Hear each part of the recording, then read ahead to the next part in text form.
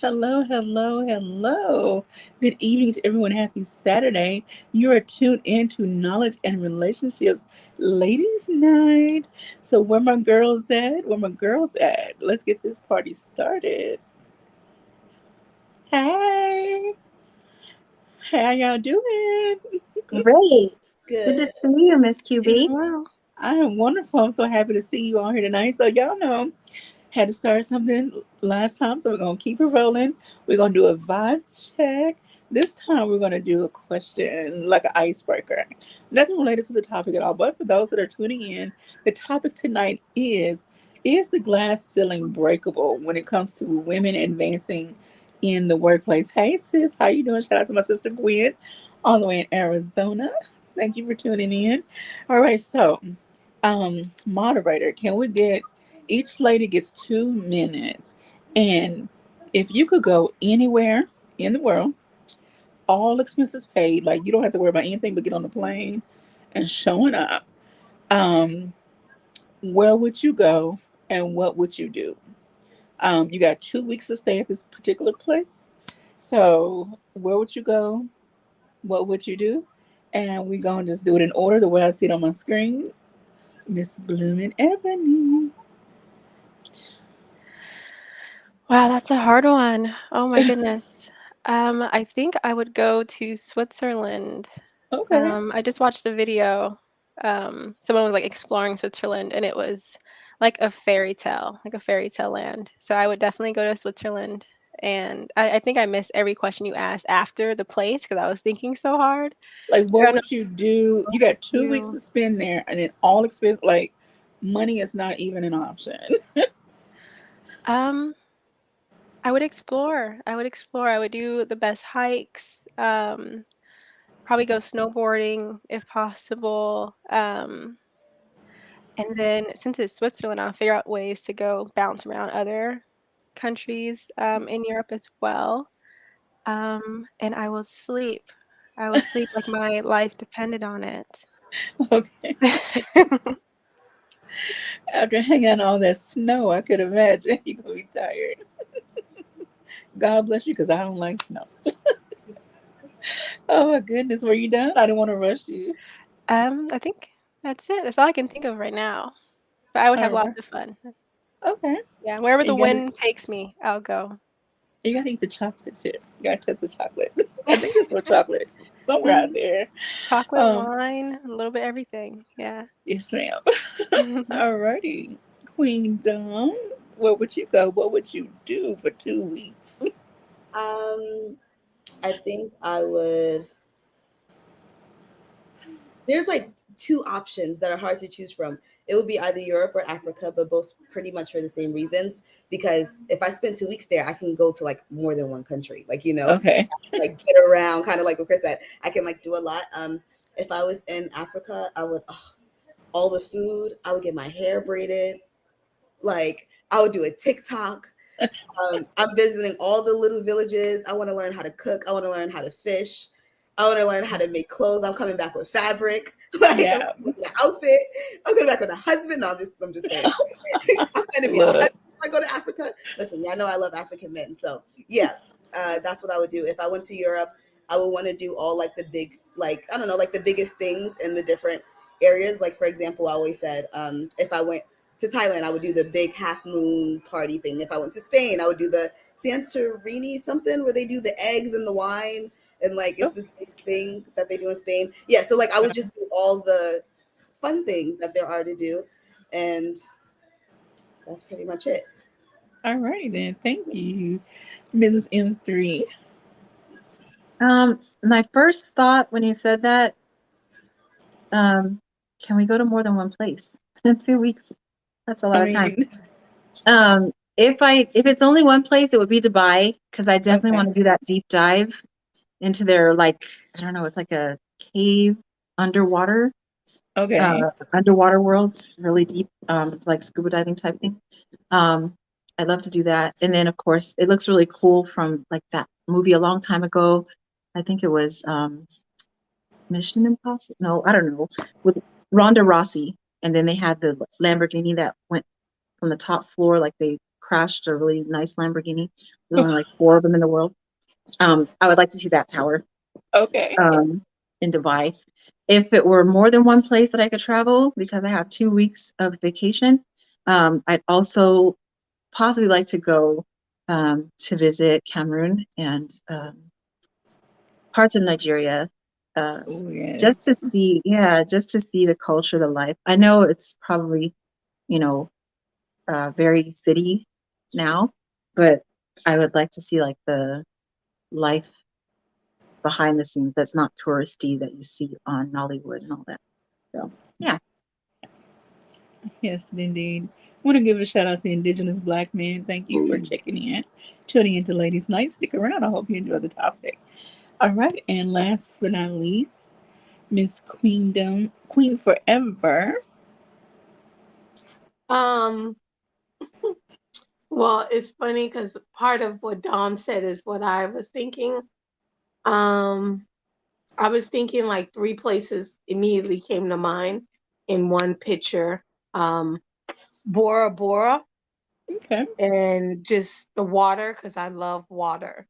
And I would just like I think I would grow gills after 2 weeks because I'd just be in the water so much. My skin would probably be wrinkled. Um, but also, I thought about like traveling around Spain. I saw, in your screensavers, how sometimes it'll like a picture will pop up and it says, if you like it, it'll say where, click it. And I Oh, was like, okay. oh my, this place is, I think it was somewhere in Spain. But I would travel around there. But I definitely want to go to Africa and travel around. If money's no option, safaris, even though I'm scared to death of safaris, I think I would do one and Okay. just travel around the little villages and learn how to basket weave. If I could just soak it all up, I would learn how to basket weave. I'd learn how to Oh, sew. I'm bringing 5, 10 extra suitcases because I'm taking back all kind of hair and material, and I might even pack a small woman to help me sew back in the U.S. Like adopt her as my auntie. But yeah, so I would love to just travel around Africa. yeah. So that would be my first stop would be Nigeria because I want to see the nightlife, the city life. I know it's not always as glamorous as it may look in the movies because I watch a lot of Nollywood movies, but I would love to see that part of Nigeria. Just put on something super African and fancy, like whatever the most fancy fabric I can find, And like Dom said, get my hair done. I'm gonna have to pray to the ancestors because they braid tight, but get my hair done, get my makeup, nail, like just to get the works. I want to see how they do it over there. And then also visit some of the villages. I have a passion for young ladies, say 25 and under, and so I would love to visit the villages and just talk with the young ladies and get to learn more about life in the village and how they do stuff without modern technology. I don't know, just embrace the culture. And if I could visit other places, it would probably be like Ghana and other parts of South America that may not South America, South Africa that is safe to visit because I know they still have some levels of apartheid and other things going on. So just wherever it's safe to travel. But yeah, I just feel like I need to put my bare feet in the soil of the motherland. I just had to at some point in my life. And like, everybody said the food and the activities and just, have fun. Just like forget America for like 2 weeks. Just have fun. So yeah. Alrighty. I want to say thank you all for having a little fun here. And, hopefully one day we can check off some of these things on our add them to your bucket list, to your goal sheet, to your, what do they call that? It was a big thing going around. My words are escaping me. Vision Um, board. Vision board. Whatever you have, put it in there, write the vision, and hopefully we can all see it come to fruition in our lifetime. So, yay. All right, so let's go ahead and dive right into our topic tonight. Is the glass ceiling breakable? I thought about this, as we've watched many women across the world, the globe, advance in different areas of their careers, whether they work in corporate America, whether they have their own business, or whether they're in politics, wherever they are, we have seen quite a few advancements. We have Black female coaches now on the basketball courts.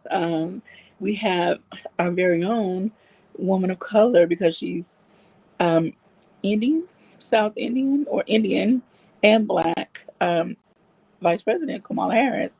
We have the newly appointed Katanji, Judge, I'm sorry, Katanji.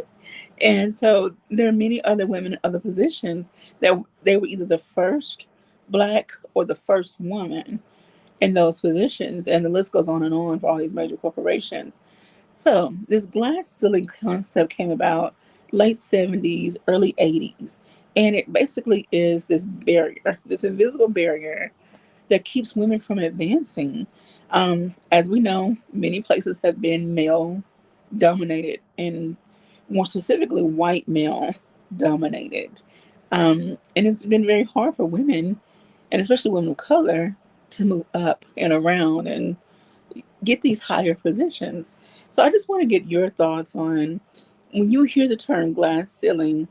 Um, does it mean something to you? Does it scare you? Does it bother you? Or are you like, whatever? Like, what are your thoughts, ladies? And so we're just gonna go around and we're gonna start at the bottom with Miss Queen Forever. When I think of, is the glass ceiling breakable? I think anything's breakable. I think it's all about the limits you allow people to put on you, whether you're going to submit to those limits or not.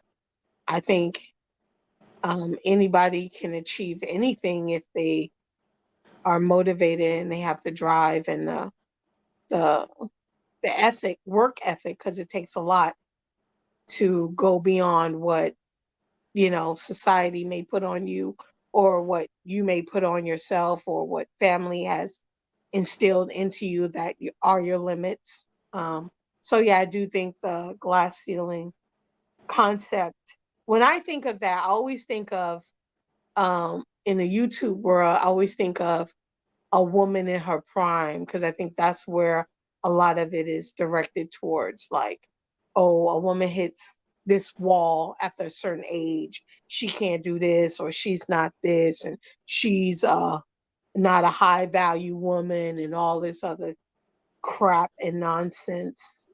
So yeah, that's what I think of when I think of glass ceiling concept. Okay. Mrs. M3.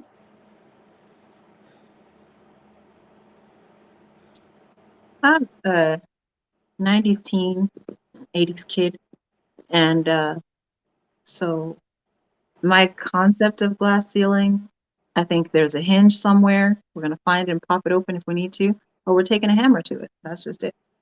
Um, Anything that you want to do, you can achieve it. I feel that way. And, Okay. Coming up in the 90s, like that was the beginning of everything entrepreneurship, NSA, Amway, what else? like all of those different, um, Self-aware. you can start top for what you can start your own business. If somebody's telling you, no, you can't do this, well, go make it and do it yourself, you know? There will be a following. So that's how I feel about the glass ceiling. Okay, thank you. Blooming Ebony. Yeah, I agree with them. For me, the glass ceiling doesn't really exist. I'm 25, so I do feel like this, like I've heard about it, but I think the idea of it was more so for the past generation. Mm, So for me, it doesn't even, I don't even think about it. Like it doesn't okay. bother me at all. And if it does exist, I just see it as a point where you just have to think about whether or not you're willing to break it, or if it's just um, like a sign that maybe you should turn around, look back, and see, is there anything that I want to reconsider?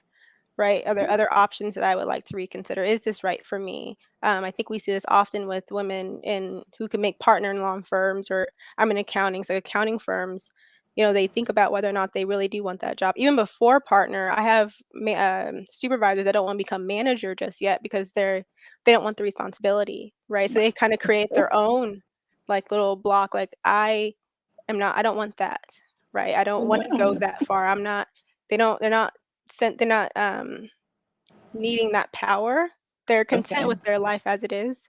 So I think the glass ceiling, maybe it's there, but the beautiful thing about it being glass is that it's fragile, right? It's Okay. just 100% you. Are you willing to break it? Do you want to break it, or are you happy where you are? I think people should just decide what they want and know that that decision is theirs. Okay. Thank you. And last but not least, Queen Don. Um, I think I partly also feel how Kris feels. I'm in my 20s, so I I don't think that it exists for like the younger generation. Things are a little bit different now, but I will say I think it exists for some people. Like I always say to myself, oh, I'm a black girl and I can do this and I can do that, even though I'm a black girl. Things that they say black girls, maybe can't do or can't have, or especially the older generation when they're like, oh, they don't do that they don't allow black people to do that. I think that I forget that I have a less intimidating appearance to Okay. ignorant people as a black girl. So sometimes I have to check myself, like just because I can get it doesn't mean that Shaniqua, who maybe looks a little bit different, which is unfair. This is Okay. why I say to ignorant people, which is unfair. She may have a glass ceiling, that's a little bit harder to get through. It may exist for her, So I think that is different for different people and different, yeah, that's what I think. And I I'm think glad you brought that up, because sadly there are spaces where, and I've been told this to my face by co-workers who don't look like me. We might see an article or something in the news, on the news, and then they will say, well, Q, you're not like that. That's not you. You're different. Well, you only know the side of me that you work with. You don't know the me that lives on that side of town that you're talking about. So there's those misconceptions as well. And another thing I wanted to point out, you know, as women, well, okay, let's just start at birth. We know that gender, well, we've heard that gender is a social construct. When you're born, depending on what part you have, it's a girl, it's a boy. And if you're a girl, they slap you with bows and ruffles and pink and baby dolls and kitchenettes and all this stuff. And then they expect a certain demeanor from you as a girl, as a female. And then it's like, okay, here I am in this industry and I want to move up. And so it's like men or males are expected to have this certain demeanor by themselves, but females are not. But in order to be successful in this one industry, you have to have this demeanor. It's like, what do you want? you know, I'm capable. And so I feel, and not that I attest to it or believe in it, but I feel that the glass ceiling was also put up to keep certain spaces the way they are. Um, Keep it an all boys club. I'm just going to say that. And this is no offense to me. And if this doesn't apply to you, then it doesn't apply to you. But there are spaces that most men want to keep in all boys club. And it's time to eliminate that. Women are just as capable of being in those spaces and operating successfully in those spaces. But we're going to move on. I want to hear from you ladies, though. Was there ever a time in your careers or where or a job, it could be at a retail store, just any job you had, that you felt that you were overlooked, overshadowed, not provided the space and opportunity for advancement? Um, we're going to rotate this time. We're going to start with Blooming Ebony.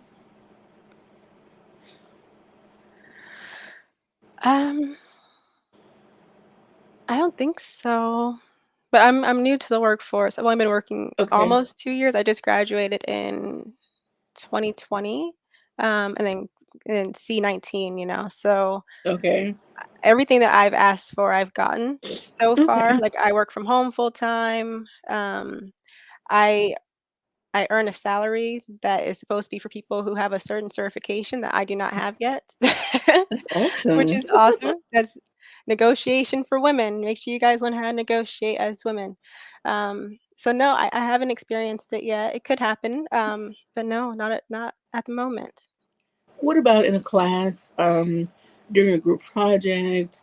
Any Has there ever been an experience where you felt like you were over, like your ideas or your thoughts, or you as a person were overlooked? Oh, I guess in school, yeah, that would happen a few times.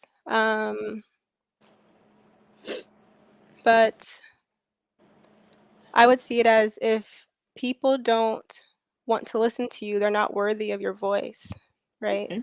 Um, you can use that energy somewhere else. You never want to force someone to listen to you. So it would happen. Like in group projects and things, different people would think, oh, I have this job at this place, so obviously I know more in this Mm, area or things like that. And it's like, well, if you want to do all the work and prove that you know more, all power to you. I'll see you at the exam. Right? okay. But yeah, it would happen. I can't think of any specific Okay. examples now, but every once in a while. I'm ready. Thank you, Queen Dunn. I feel the same way Kris feels. I've been working since I was 16, but I don't know. I don't think I've ever had a job where I didn't like get what I wanted, which is why I have like 20 jobs on my resume. Because I'm always like, oh, I'll apply for another job. They're gonna hire me. Which I'm learning that because I want a career and I'm in school, that this job that I'm at now, I'm not going to do that. But I just had my 90-day review yesterday, and she was just like, I've never given anyone this high remarks. Like, I was over pleased with you when I met you. I'm still over pleased with you. I pretty much do wherever I want, wherever I go. So, and then I think there is a space recently where I felt overlooked, and that's never really happened to me. But then I kind of just said, I'm still gonna say what I want and do what I want, and that's just it. So yeah, if I have been overlooked, in my mind, if I don't feel overlooked, then it's not happening.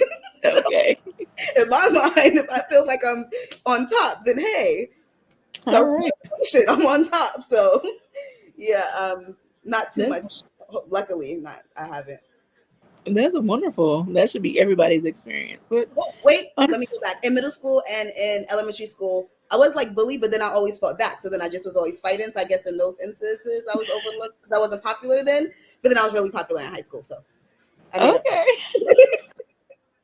Look, I need to go back and hang out with you. Okay. Oh my goodness. All righty, Mrs. M3. Um, I would say there are times, I can't think of any specific, but usually it doesn't last long.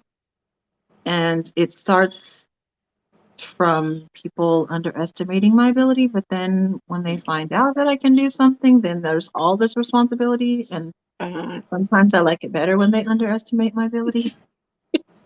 Um, uh, but I can't think of a specific time where, I okay. mean, everything that I've wanted, I get. And once, they realize my intelligence level, I guess, and they're like, oh, you're going to have this, this, and that. You can handle it, So I need to draw all y'all in it, a little bit of all y'all energy, because that ain't always happen. That I is just stay amazing. quiet. That's the thing. Unless, if it's something that nobody can handle and I know that I can handle it, I'm going to speak up. But I stay quiet, and so everything gets assigned, and then I get, whatever. And then after a while, they're like, "Well, how about this?" I'm like, "Oh, you could do that? Sure, if you want me to, kind of thing." Okay, awesome. Thank you. And Queen Forever. Um, you say the question is if you've been overlooked. Do you feel like you've had an experience where you felt overlooked, held back, just Oh hell yeah, overshadowed, or hell any? yeah, hell yeah. Okay.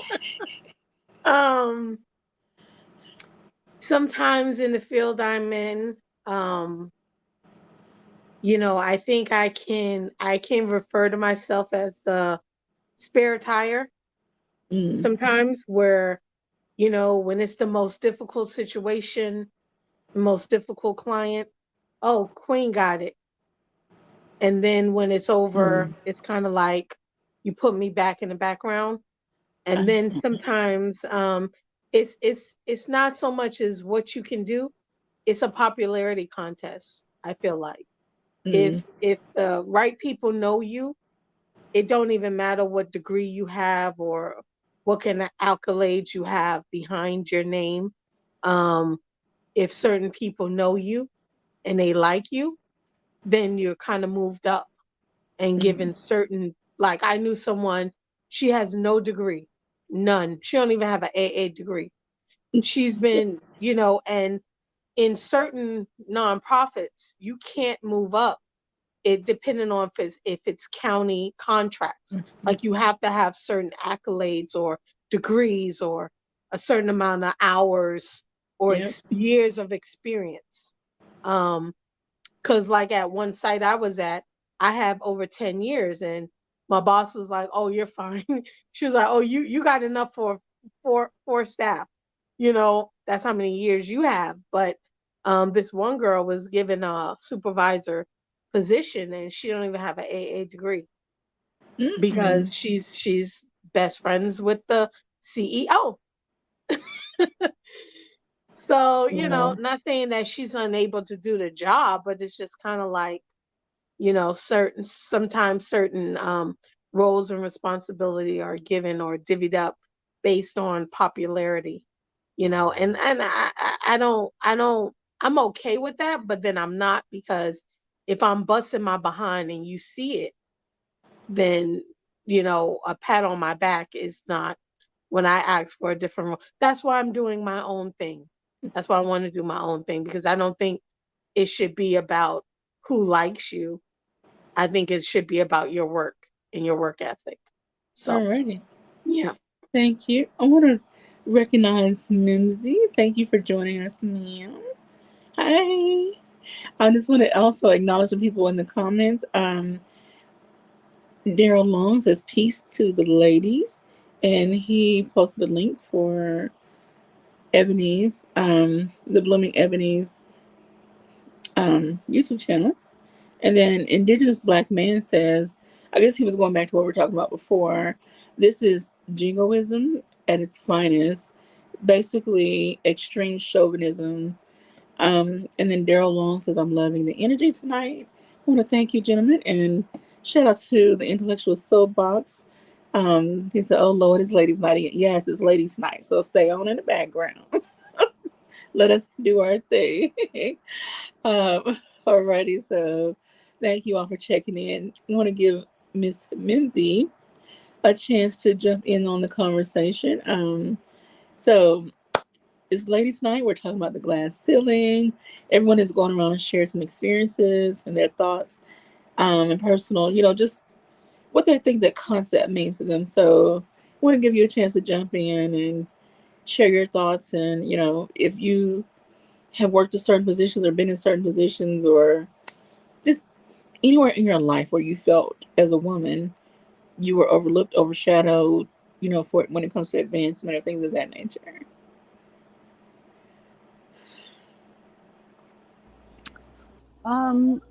Hello. Off the top of my head, I can't really think of anything, you know what I'm saying, where it was like in any of those situations.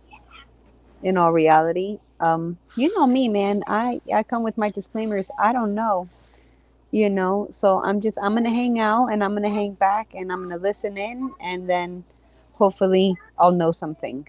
Okay, no problem. Thank you for joining us. I won't come back around if you feel like you got something to say, just jump on in like double dutch.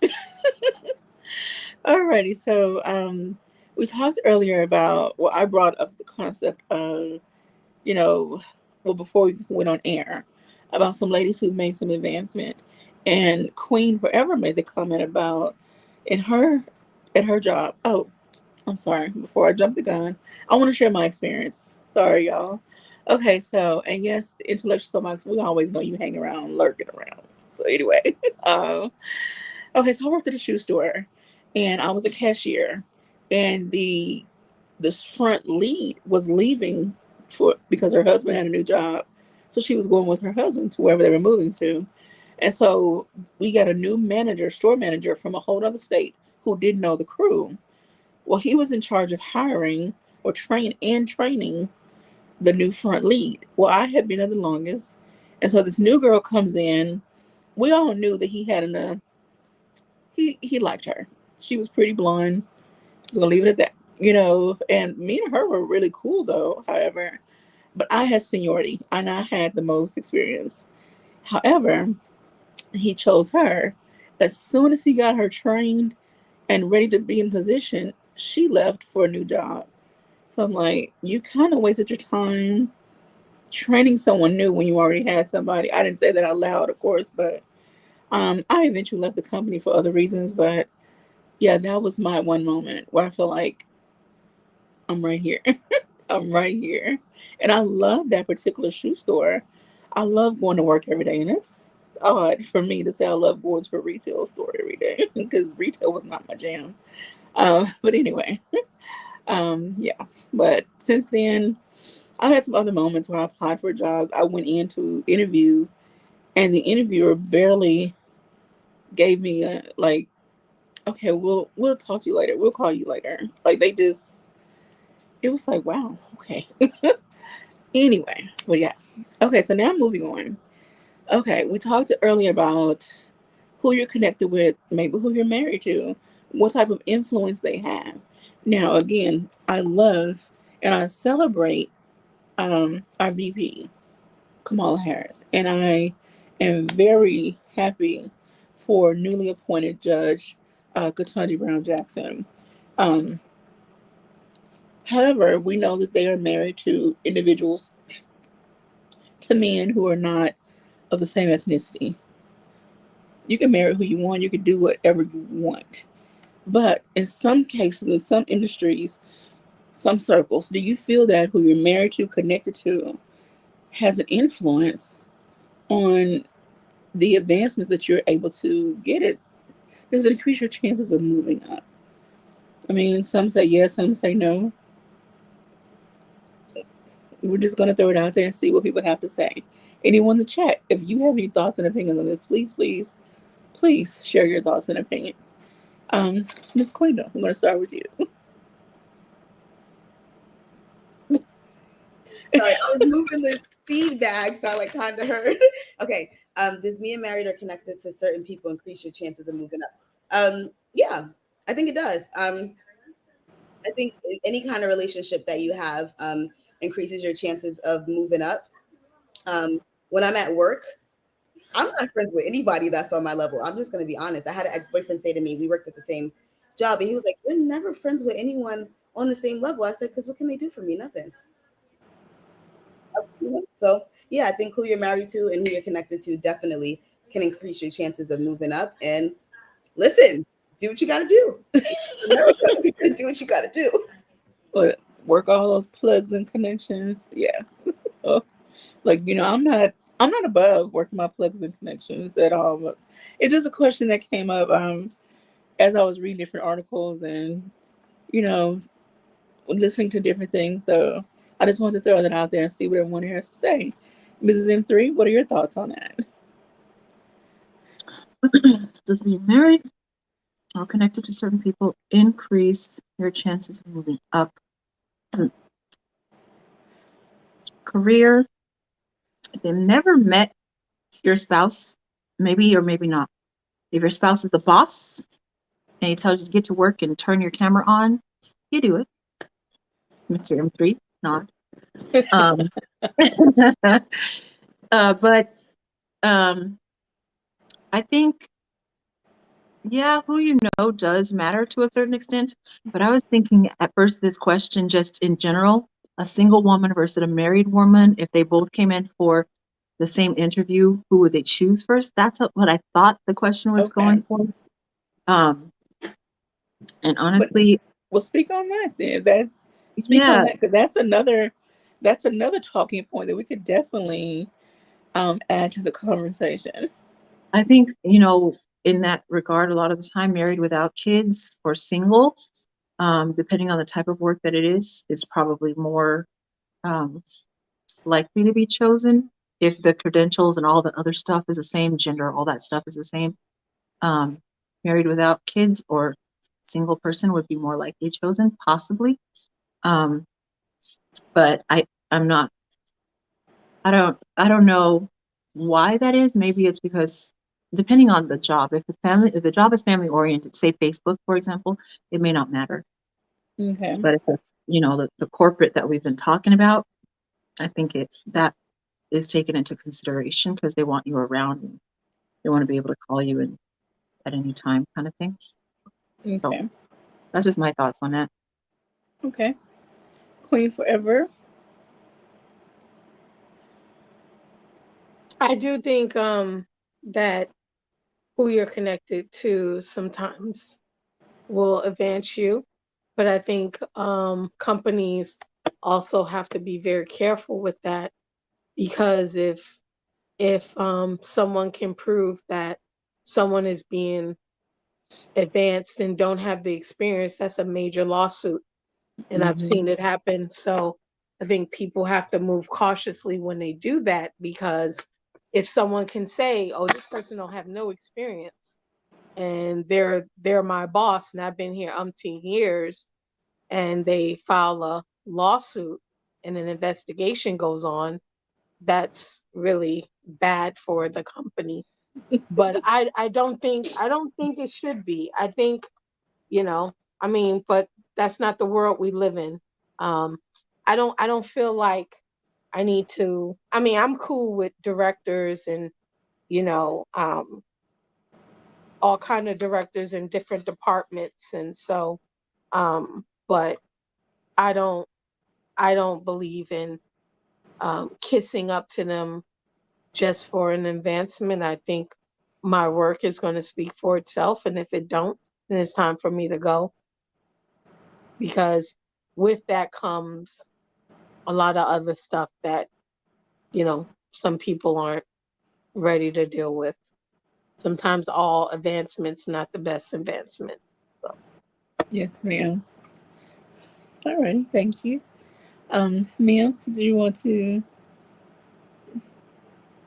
or maybe it's someone you've known that's in certain industries and, or something you witnessed or, I mean, I've seen it. I've seen people who are married to the bosses or dating the bosses, and what is it? I've been trying to think in my head, and but I think I'm wrong.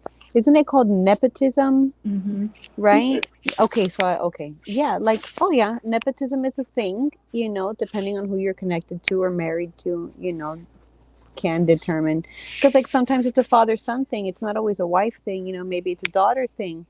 It's like, especially here in the town that I live in, um, considering we are not related to anybody here, we are less likely to get the jobs here in town because we Okay. are not from here and we're not related to anybody. So definitely around here, depending on who you're connected to, determines on whether or not you get things. Alrighty, thank you. And Miss Blooming Ebony. Yeah, I think 100%. That's why, like, on an application, they even ask you, who referred you? Anyone refer you? Was it family, friends? List their name here. That person gets credit for referring you. But then when it comes to being married, just like how it can decrease your chances of moving up or being in certain social circles. It can increase them. I think who you are surrounded by, who you're surrounded with, um, can have a great effect on your reputation. So it's really important to choose that wisely. Do I think it's a bad thing if you marry so you can have certain accomplishments? I personally don't. I think it's a life decision. I think you should be more than welcome to have a certain strategy to get the things that you want in life, especially if you're being kind-hearted, but yeah, I think yeah, definitely. But the same way it can help you to move up, it can hurt you as well. Alrighty. And I want to say this, just to interject to all women out there. I know we have a lot of men in the comment section. I want to thank y'all. Not dismissing y'all at all, but to all the women, do not ever be afraid to go for what you want. Um, there's always a workaround. And as Miss Ebony mentioned earlier, Blue and Ebony, look, we're gonna break the ceiling. And then Mrs. M3 was like, we're gonna take a hammer to it or something. Like, look, one, it don't exist, but if it does exist, wherever it exists, we're gonna break it down. We're gonna tear it down, shatter it, all that jazz. So Or find look, the hinge and pop it open. find the hinge and open that bad boy and leave it open for all the other women that want to come through. I do want to ask this real quick. Do those of us who are in certain positions, or I don't want to say made it, because I don't ever want to say I made it, because then I feel like, okay, what else is there to go after in my life? But those of us who have made it to a certain level, do you feel you have a responsibility to the young ladies coming after you? I know it's Blooming Ebony, you stated that you're only 25, but there's some young ladies that are still in college, that you may have met along the way, or they're in high school that may be interested in the field you're in. And Ms. Dom, you say you're in your 20s. Um, there may be some young ladies you encountered somewhere in your neighborhood or somewhere. But do you all feel like you have a responsibility to leave a legacy and say, okay, this is how I did it. It may not always work for you just this way, but look, this is how I did it. This is how I took my sledgehammer to this glass ceiling. This is how I worked around a system that was set in place for against me. I'll put it like that. A system that was set up against me. So I want to hear from the younger ladies, not to exclude us. And then Miss M3, I don't know how old you are. I apologize. But I I'm want to hear. 45. Oh, okay, so we're the same age. Okay. Yep, class of 95. All right. I want to hear from the younger ladies first on this one. So, Ms. Blooming Ebony, do you feel like you have a responsibility? And then what are some things you would try to do um, to ensure that the ladies coming behind you have the tools necessary if they face a glass ceiling, they'll be able to break it, open it, or whatever the case may be. A responsibility, yes. I think every year that I live, I have a responsibility to lead in my actions, right? An example in my actions, because at that point, um, every time I'm blessed with another year, I'm blessed with more wisdom. When I was in college, I did have a mentee, so I joined a mentorship program, and I had a mentee who decided to pursue accounting as well, and she's doing extremely well. And so that was great. Did I feel like I had a responsibility to do that? No, I did it because I had the tools to, and I felt it's kind of hard to answer. I didn't necessarily feel like I had to. I did it because Okay. I wanted to, in a sense. I liked what I was doing. I enjoyed it. And there was information that I didn't know. So I just knew that maybe someone else also wouldn't know it. So it would be helpful Okay. if I shared it. Because the more people that, like, how can I say this? One thing about so I'm on a femininity journey, and one big part about that is influence, right? Is not keeping everything to yourself, being humble, and also knowing that it's okay to share information with others because this information comes in abundance, and just because they have it doesn't mean it takes it from you. So it was more so just having that impact. But did I do it because I felt like I had to do it? Not necessarily. I don't know if that Okay. answers the question. It's kind of hard to explain, but I mean, that's your answer. No judgment. This is a no judgment zone. That's your answer. That's how you feel about it. So we celebrate that. Just because someone may think or feel different, this is a no judgment zone. So, alrighty, Ms. Mims. Even though you work in a different field and you work from home, you raise your babies and homeschool, do you feel like you have a sense of responsibility for passing on what you know to other young ladies who may be considering that same path? College may not be for them, or they may want to go to college but still do something similar to what you're doing, I based mean, on how they want to raise their families. I suppose it depends. I don't feel. I feel like in the sense of like what I feel I am responsible, right? I'm throwing air quotes. Okay. Responsible in leaving behind is simply, first of all, it's primarily my children. You know what I'm saying? And of course, the foundation is the Most High. This is the most important thing, you know. Now, in extension to that, I have my daughter.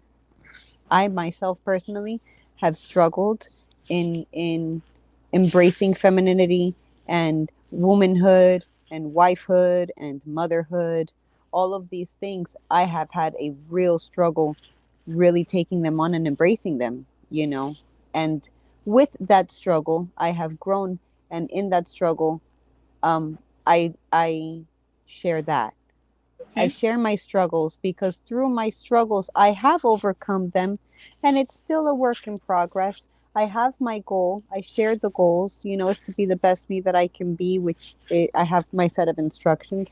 And it's not easy, and it's not always rainbows and sunshine and butterflies. Like you got to keep it real with the foundations, and that's what I choose to leave behind here in the YouTube space, right? For whoever comes along, I hope that it helps somebody. And then here in my real world, I leave it for those who are willing to listen, willing to learn, and willing to share. Okay. Thank you. Alrighty. Queen forever. Um, you said, do I have a responsibility? Or do you feel you have a sense of responsibility? Um, I do. I know that I've talked to younger people who say they want to get into the social service field, and I always say, it's not for everybody. It's it's not for the faint at heart. It's not, Okay. you know, um, volunteer somewhere. Volunteer, um, and I will probably point them to different organizations that take volunteers, Okay. and tell them, hey, um, if this is what you want, figure out the kind of what age group you prefer, or if it's mental health, it's homeless, whatever it is, Okay. give them a lot of avenues to go to. I feel like I wish I would have had that type of support. I think I would have moved a little differently and would have eliminated wasting, not necessarily wasting, but working in different avenues that I had no interest in working in. Okay.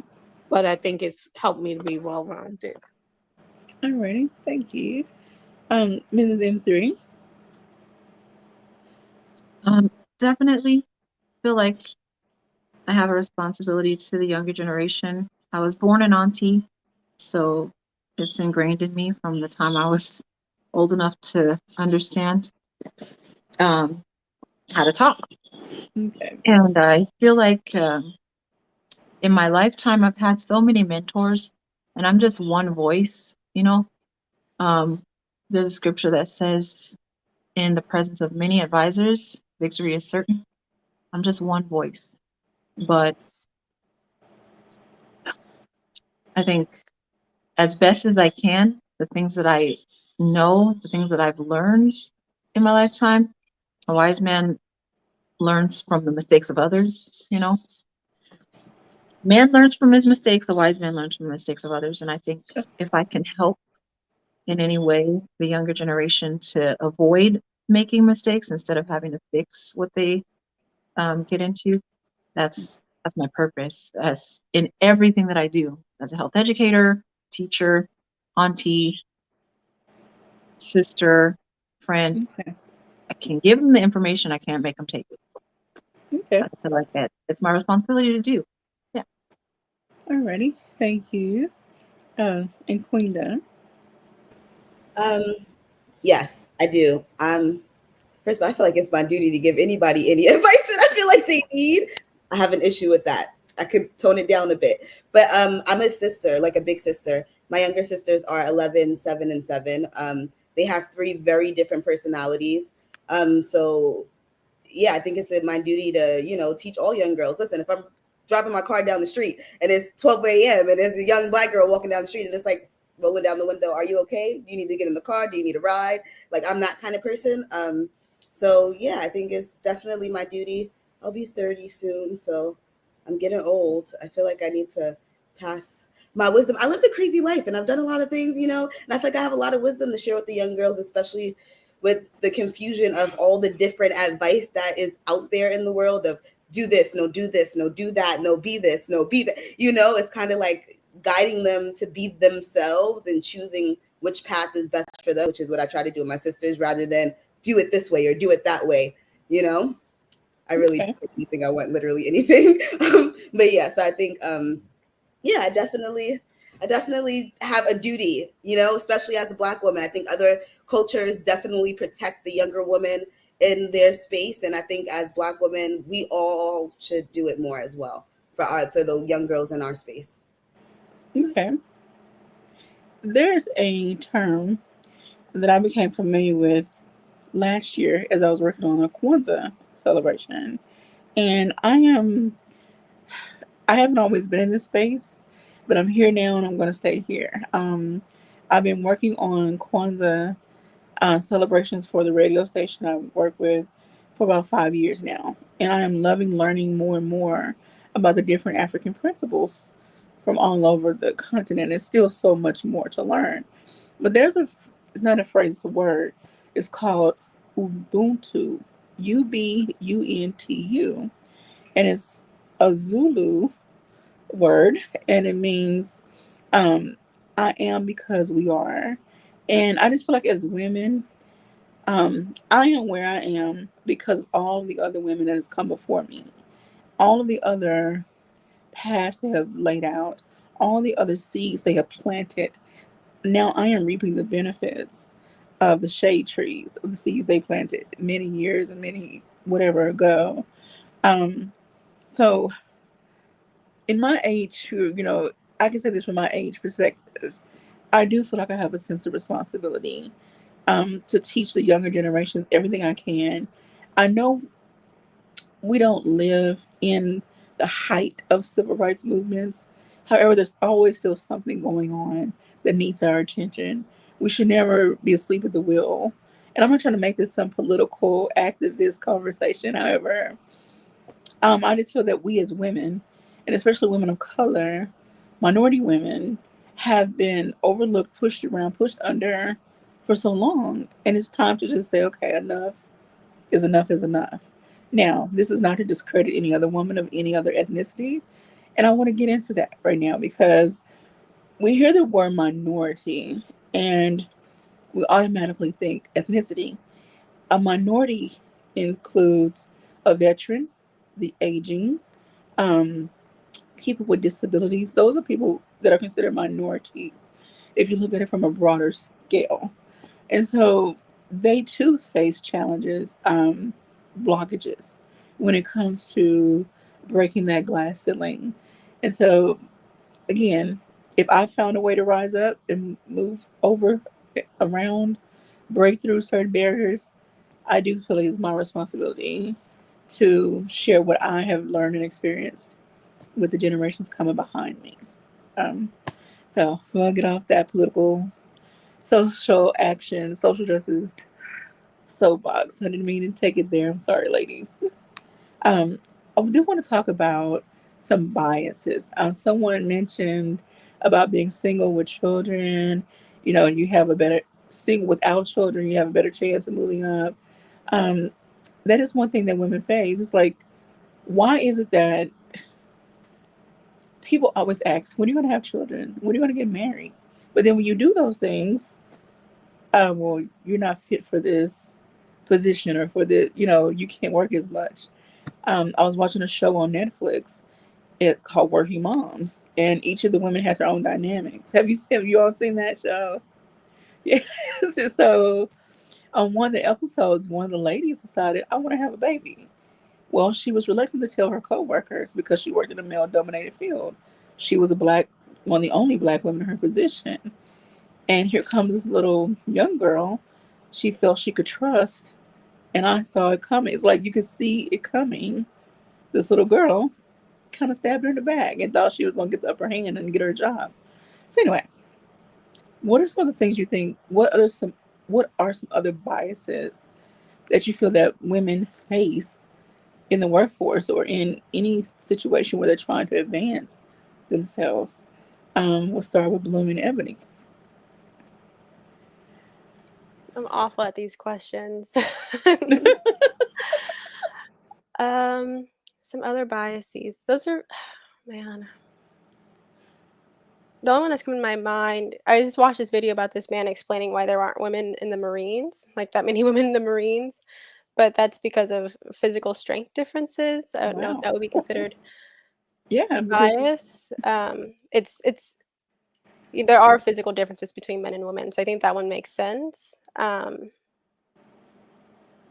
But as far as I think the only one I can really think of is age and children.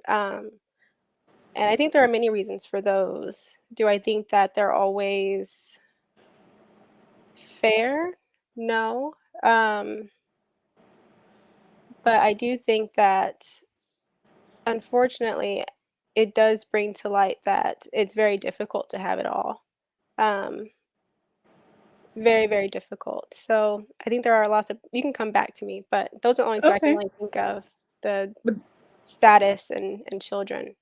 but that was a really great one when you brought up with the physical ability. Like, what person joins the military and expect to take the easy route? Like, you join because you feel like you have the ability physically and mentally, which I do not, never will, to be in the military and all that it endures. So that's a really great point, though. Thank you for bringing that up.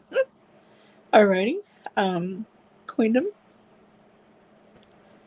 Um, I think the one that I think about most, like as soon as you said it, the first thing I thought about was Work Your Moms because I just finished that episode with Sloan. I'm glad she sent that girl to another state. That's what she did. I was like, yes, black lady, let her know. But yeah, I think the biggest that I've seen, because I haven't seen much in my job, I will say this, the bias in looks. I have seen the bias when it comes to looks. I do think that sometimes Hmm.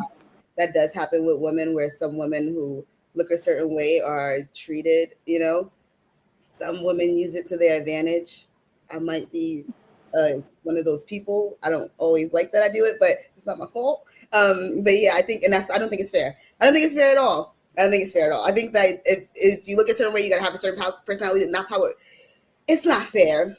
But I think But that it's a that, reality, yeah, it is a reality. So you could and be amazing at your job, but they're like, oh, she's the quiet one, nerdy one with the glass, in the corner, and they kind of overlook you, and it's not fair. yeah, and also sadly, this goes outside of our own community, the Black community. Your skin tone plays a big role, and I really hate that we're still in this space and time in 2022 that skin tone, skin shade, and then how you talk, you know, determines, or in other people's mind, determine your. Hmm, I'm looking for a word. I can't find it. I'm sorry, but it determines how they feel and think about you. In some spaces, I'm gonna get off that soapbox because I can go deep. But yes, unfortunately, I'm gonna move on. And Mrs. M3, Remind me of the question again. basically, what are some potential biases women face when it comes to being selected for upper management or just advancement in any career field? Um, Intelligence. I think a lot of time we're underestimated as far as intelligence. I mean, where, society looks at us, sit pretty, don't say nothing kind of thing. And if we know more than someone, especially if, in the workspace, we have to present it in a way that's not arrogant or cocky, because then we're looked down on and we're looked at like, oh, this one's just a know-it-all. And so then you have that to work through. And you're just, if it were someone else coming from a different gender, there wouldn't have been an issue. It's accepted and let's go forward. Mm-hmm. But it seems like sometimes in general, once someone knows your intelligence, they use it to their advantage or they try to put you in your place. Ooh. So, Yes, ma'am. Yes. I'm gonna give a few statistics when we go through the next two people. Queen Forever.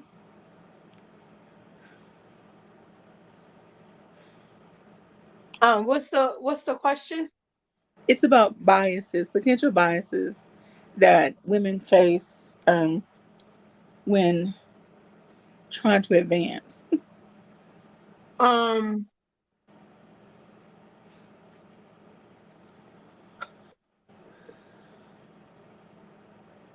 I think it's one of the biases is that sometimes women can have to be a little more assertive. Mm. Shut up, intellectual soapbox. I'm awake. um, Women have to be assertive, so then they're, especially Black women, they're deemed angry Black women versus them just speaking up for what they need or what they want or what they're not okay with. Yeah, I think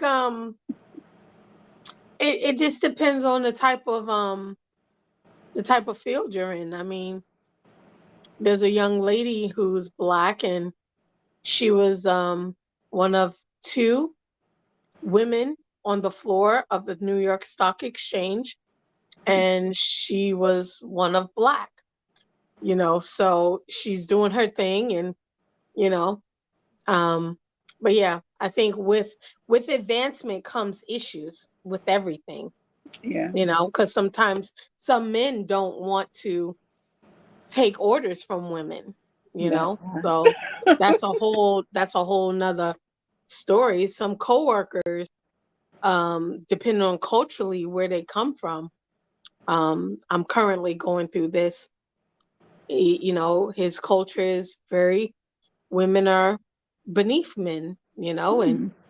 he came at me kind of a little raw. So we're gonna, I told the director about it, and I told him, I said, I'm not of your culture. I don't know where that came from, but it's a one and done because that will never happen again. So yeah, so even in that, it just depends. So So, yeah. all right. I'm gonna give What's a up, shout out to Colin? Colin Mitchell. Um, Thanks for checking in and showing love. Alrighty. Mims, would you like to add anything to?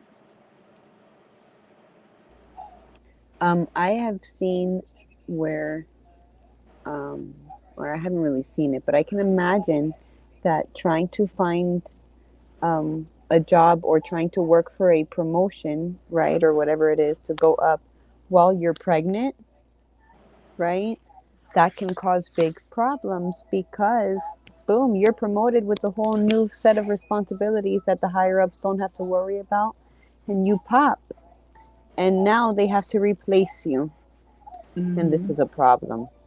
And so, um, yeah, I can imagine that that would be something along the lines of whatever the question was. I don't remember it, but I remember I had it in my head, so I was like, this is my answer, so that I didn't have to have you repeat the question. That's okay. Thank you. It's like as women, we're expected to be pretty, quiet, agreeable, all that jazz, and don't make too much noise, and don't speak up for yourself, and don't, whatever. We are moving past that. We've moved past that. These are new times. We moved past that. Um, and so I want to read some statistics. So I'm looking at an article that's called "The Glass Ceiling: Its Definition and How to Break Through It." And so, oops, phone about to die.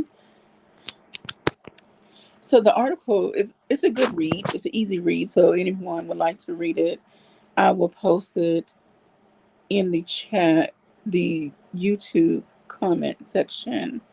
But it gives several statistics. The reasons for the glass ceiling, as we talked about earlier, gender roles, which is a social construct.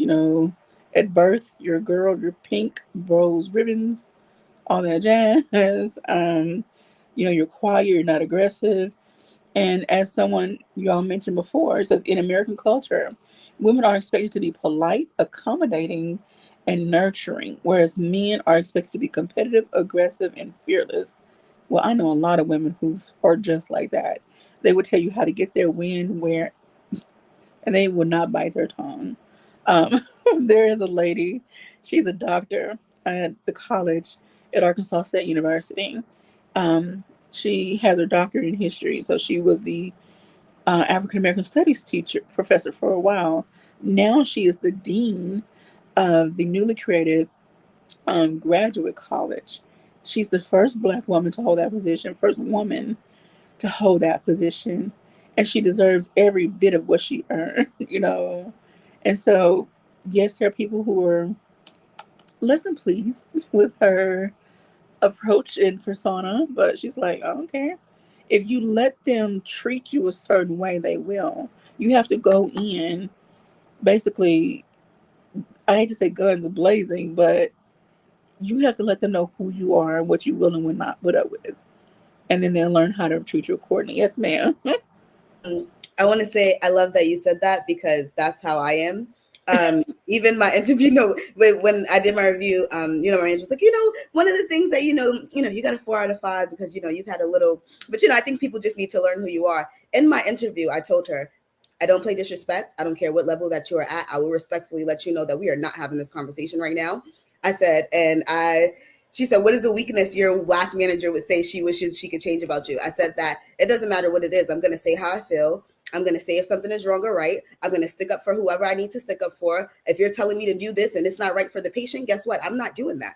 I said, and she probably wishes I could stop, but also you know what you're getting from Dominique, and you never have to worry when I'm leaving, if I'm coming into work, if I'm going to be late, because you know me, because I'm very honest. So yeah, I let them know from the door. So something happened. I'm like, Lori, listen, if so-and-so come to you and say Dominique got on them, I'm just letting you know now. She said something to me first. So that's how you're not working. She's like, I know how it is. And I'm like, thank you. Dumb. Okay, so we got Body up here. We got Miss Petty Queen down. Look, okay, Miss M3, you got some personality quirks.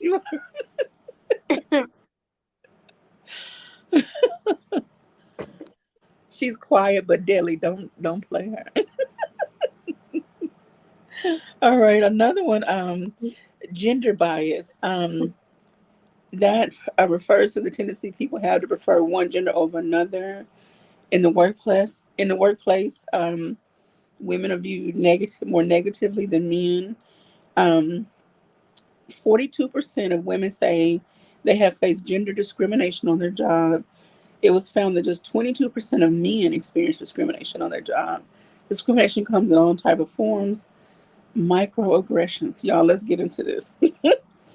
Whether it's from someone that's higher up than you, a white man more in particular, microaggressions. Have you experienced it? What happened? Yes, no, have you experienced it? How did you deal with it? We're just gonna start in the middle with Miss Petty down here, because I know she done punched somebody in the face. Miss Oh, Queen. never, never. In my dreams and in my head, yes. Okay.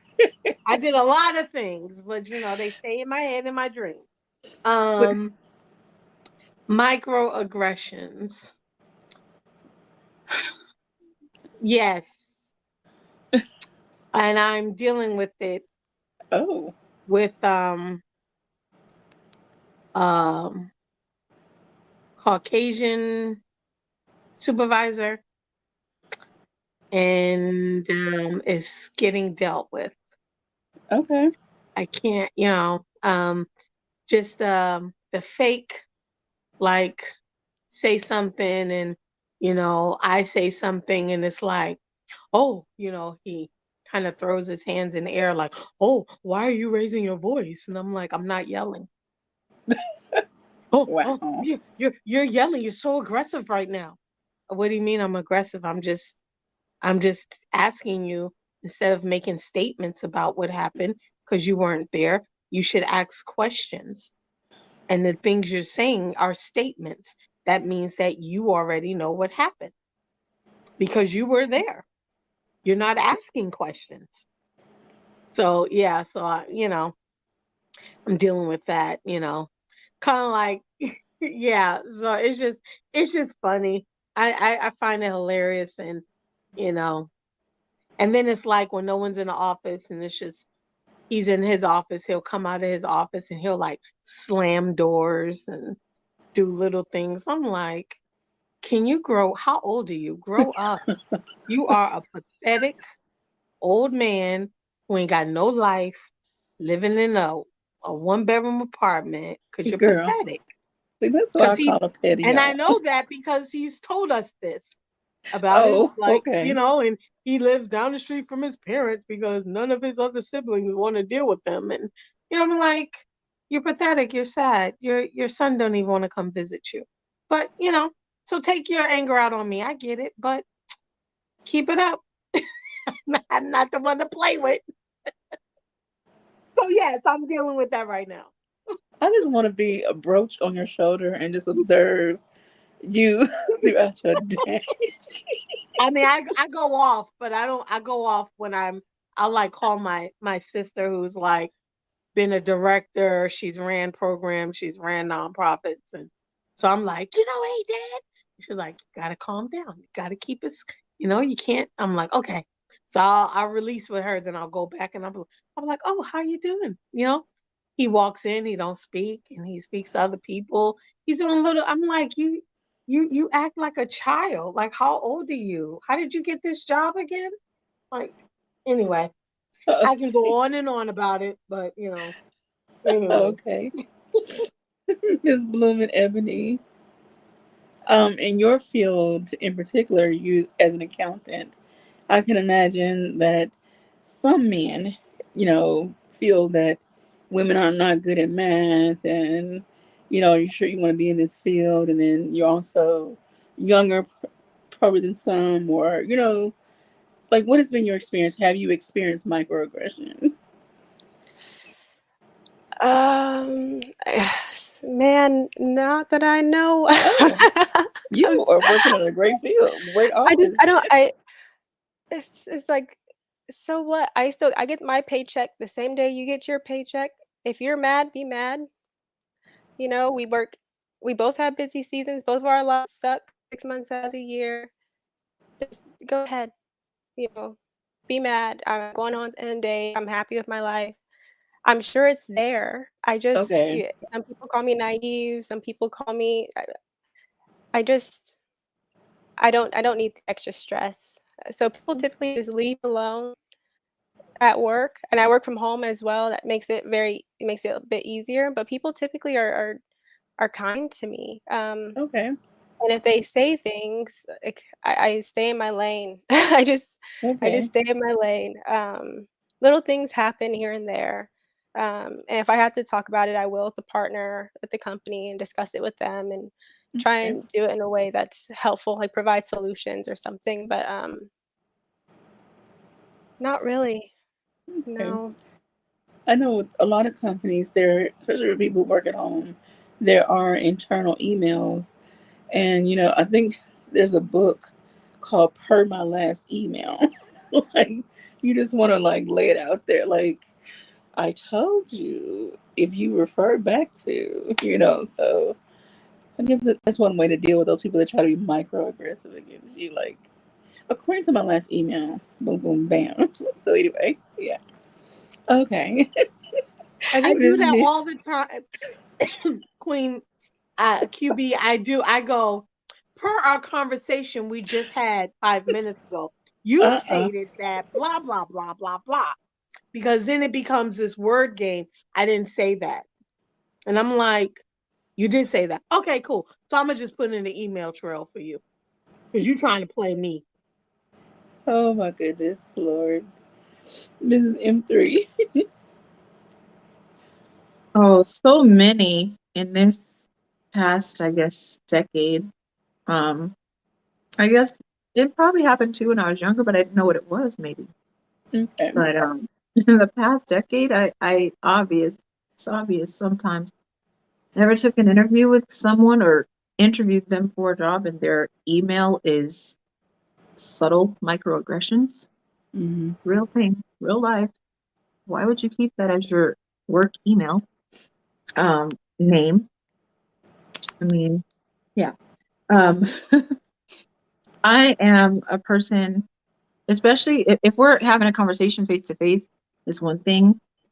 But if you're going to put it on email, it's going to blind copy to anybody and everybody that you are hoping to, uh, whatever the stage of microaggression, this is how they talk. Okay. So it's their words. That wasn't me saying, because it can be from your mouth to someone else's ears. I feel this way or that way about this particular person. And then face to face, that person is just sweet as pie. And they're like, oh, that person wouldn't hurt a fly. I don't think that's what. Well, here you go. Be an audience of our conversations on email. See, everybody, okay, cool. What Okay. what was that about? So yeah, so did you guys get that email about the meeting? Blind copy, CC, everything that they said prior to that. Nothing. No meeting. Let them tell on themselves. That's Okay. it. Alrighty. And we'll go with Mims and then Miss Dom.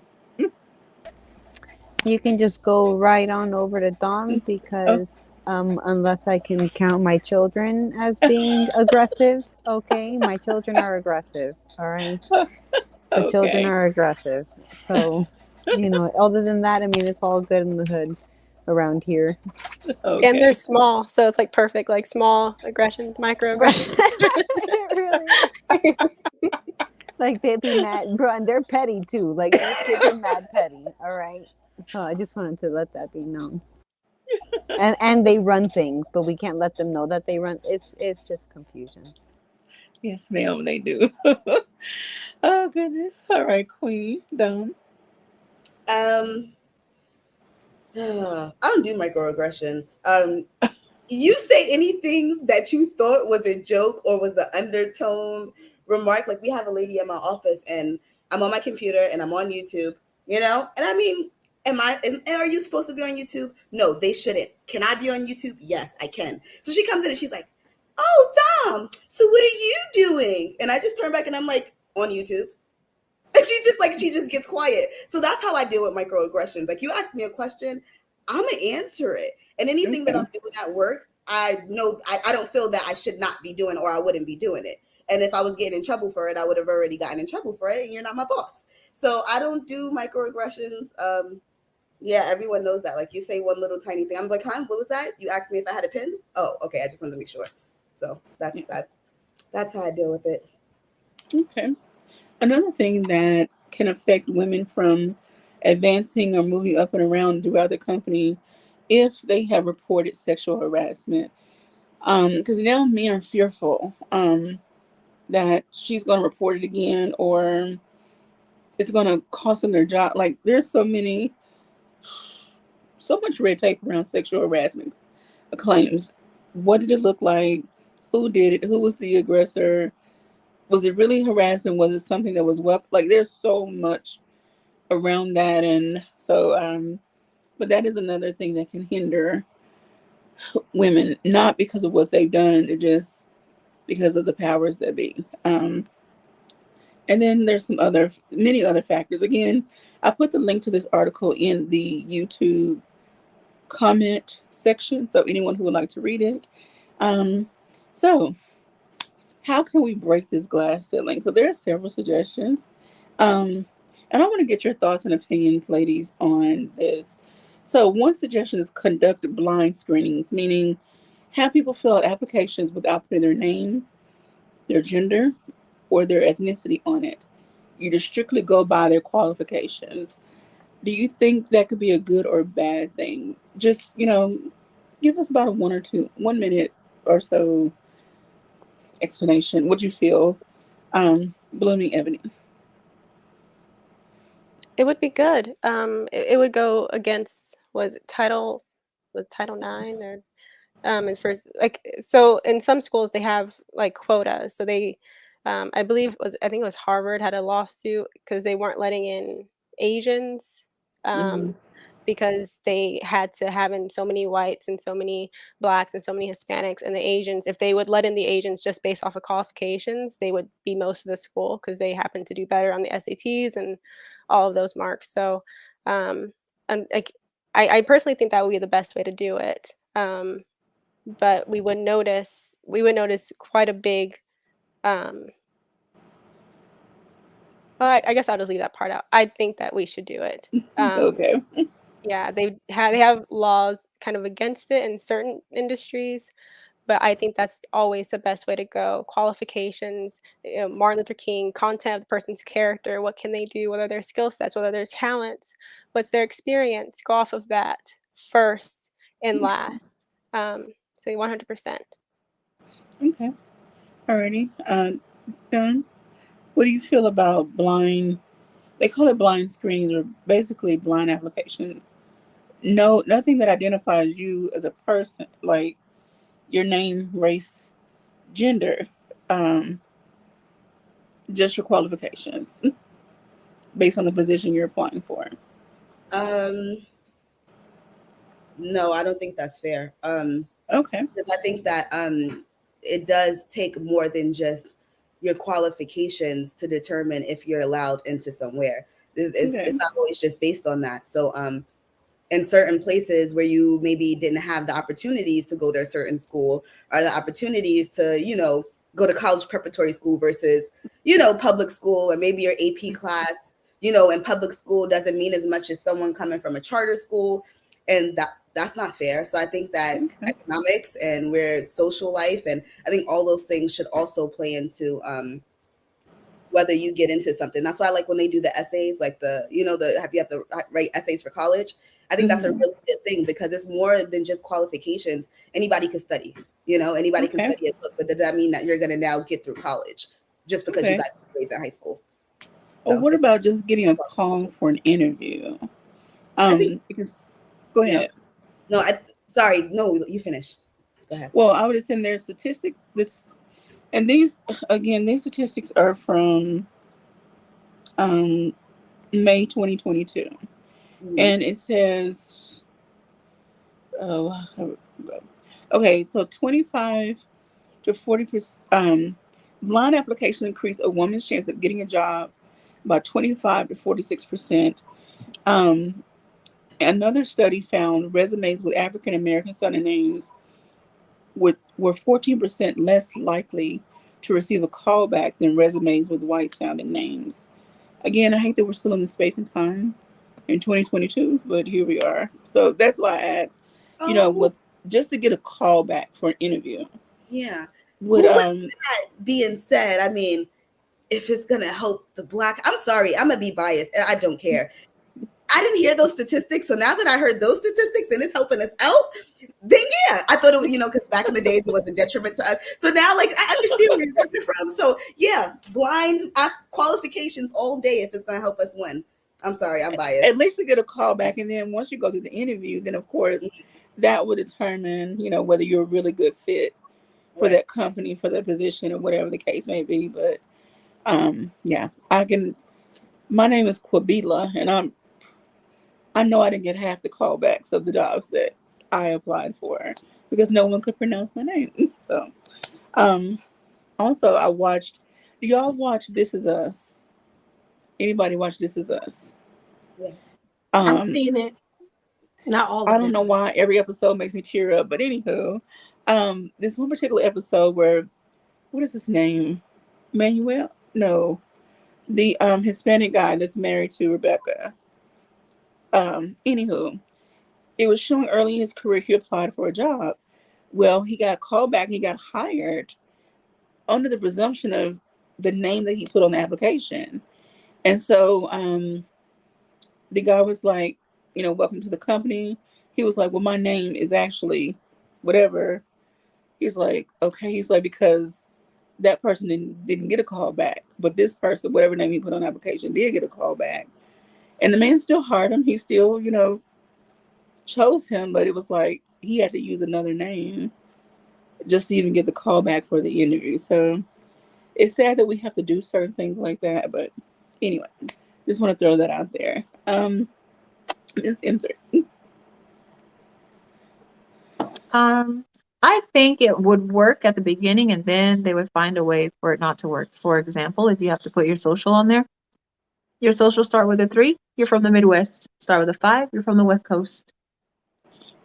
Area, Seriously. third letter, third number in your social says your ethnicity. So eventually it wouldn't work. Okay, I need to do more research on that. Oh, wow. Thank you for bringing that to my attention. I want to do a test. We all have a number of everybody's social that's the same color on here. Can we do a test? Is that too much information to give out? Too much information. I just want to know if it's all the same. If it's all the same number, then it's really not. If it's true, then Well, everybody. We could put it in the private chat, maybe. I'm from down south, so No, I want to sure know my by number, race. my I first. want to know about the race part, like if that's true. Okay. It might be. Put it in the chat and see. Put it in the private chat. Okay. Okay. I want to Yeah. That third number. Oh, yeah. Okay. So.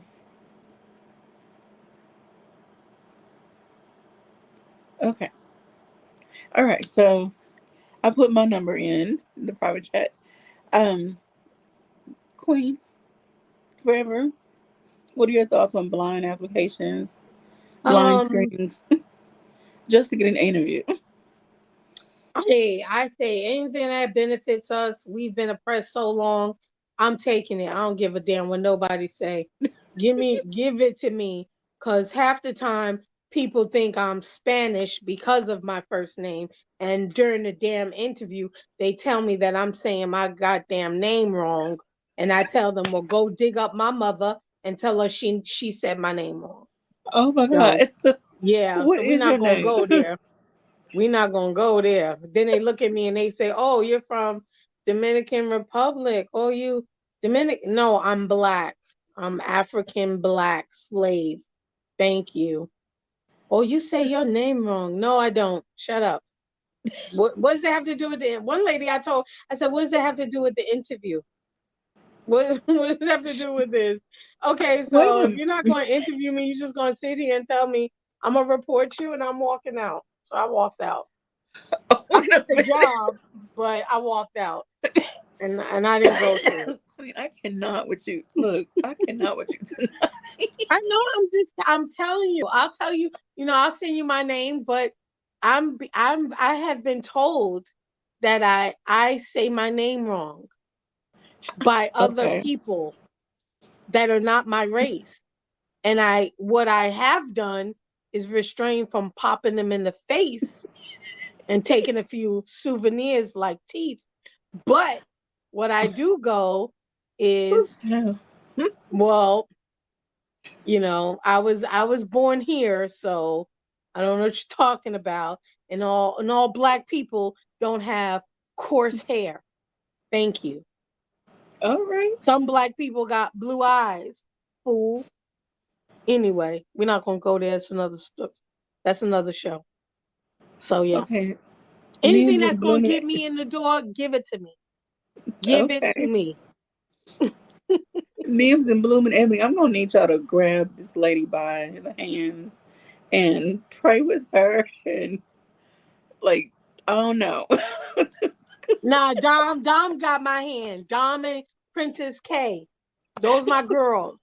On the right, on the left. Right, Dom? There you go. Yes. Oh my goodness. All right, Ms. Mims. Would you like to, how do you, I know your situation is different. You work from home, but I mean, Whatever, intellectual soapbox. He said I'm a again, gangster rapper. based on your experience, the people you know that have been trying to get certain jobs that may have been overlooked, um, would just not having to identify your gender and your ethnicity help just to at least get a call back? I think that's cool. You know what I'm saying? I think that's cool. Um, I suppose it depends on the job. Obviously, Okay. restrictions and disclaimers and circumstances. But I think that's cool. You know what Okay. I'm saying? Because I think I mentioned it on another show that it shouldn't matter, where you're from or et cetera, et cetera. Like if you can do it and you're able and you're capable, you know what I'm saying? And like you're willing to do it, let's do it. You know what I'm saying? Okay. Obviously, with the disclaimers that need to be said that don't need to be said. Ready? And Bloom and Ebony? I think I answered is the Okay. yeah, About the yes, ma'am. I'm sorry. the Okay, I'm just blind. making. No worries, no worries. I want to make sure I got everybody. Want to give a shout out to Princess K. Lord, y'all some gangsters for real. She said I got my hairspray and torch. Who we need to set on fire, girl? Yeah. Look, I'm just Yo, gonna be in this. Princess K, I'ma inbox you the name and the address. Look, y'all like that video I saw on Instagram where this one friend was boosting the other friend over the railing. I guess to get to somebody's house, like we all need that one friend that's gonna that's gonna support our foolishness. Like I'm afraid of going to jail or getting caught, so I'm just gonna be in the driver's seat or in the back seat somewhere, just watching y'all.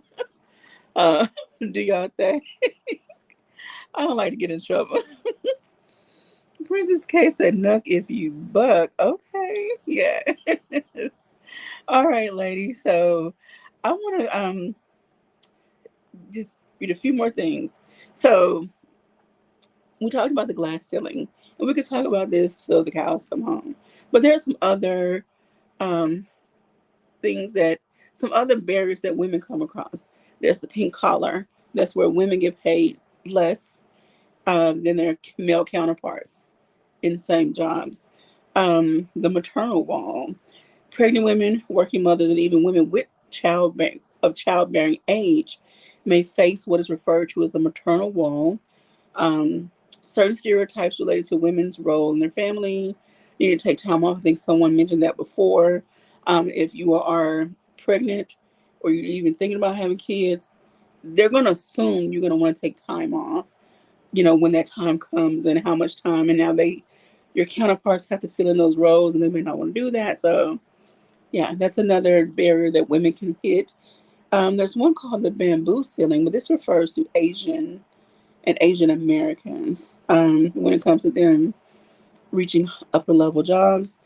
The concrete ceiling, which refers to African American women. And there's the glass escalator.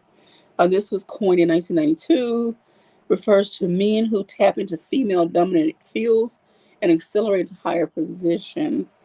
How many times have we seen men come up? Okay, let's stop. Are there positions, and anyone can answer this, do you feel there are positions that aren't necessarily female dominated, or certain fields that, I don't know how to ask this politely, and I'm always trying to be polite and PC.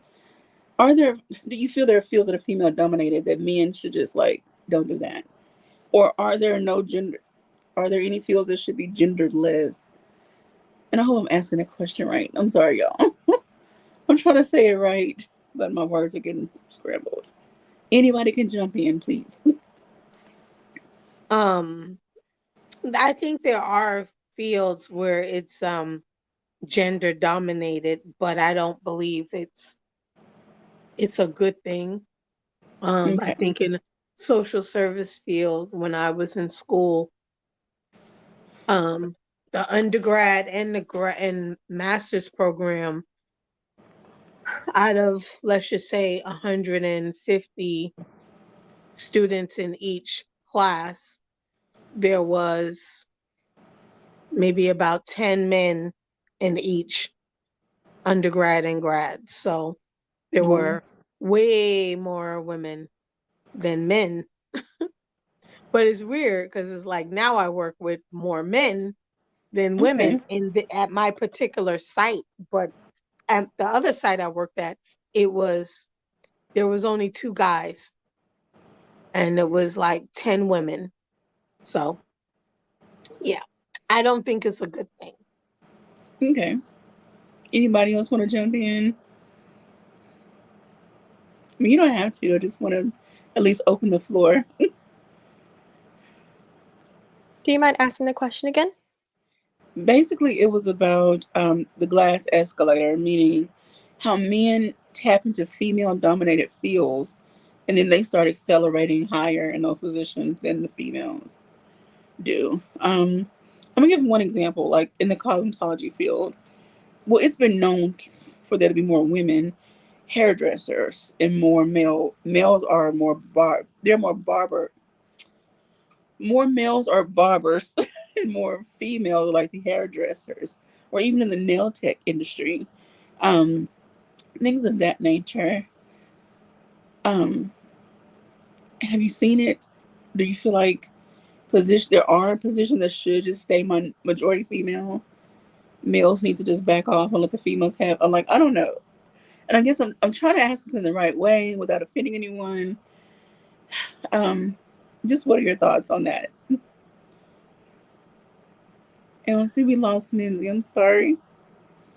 I think be be who you want to be, really. But you know, Okay. like I was saying earlier in the stream, there's always going to be a following.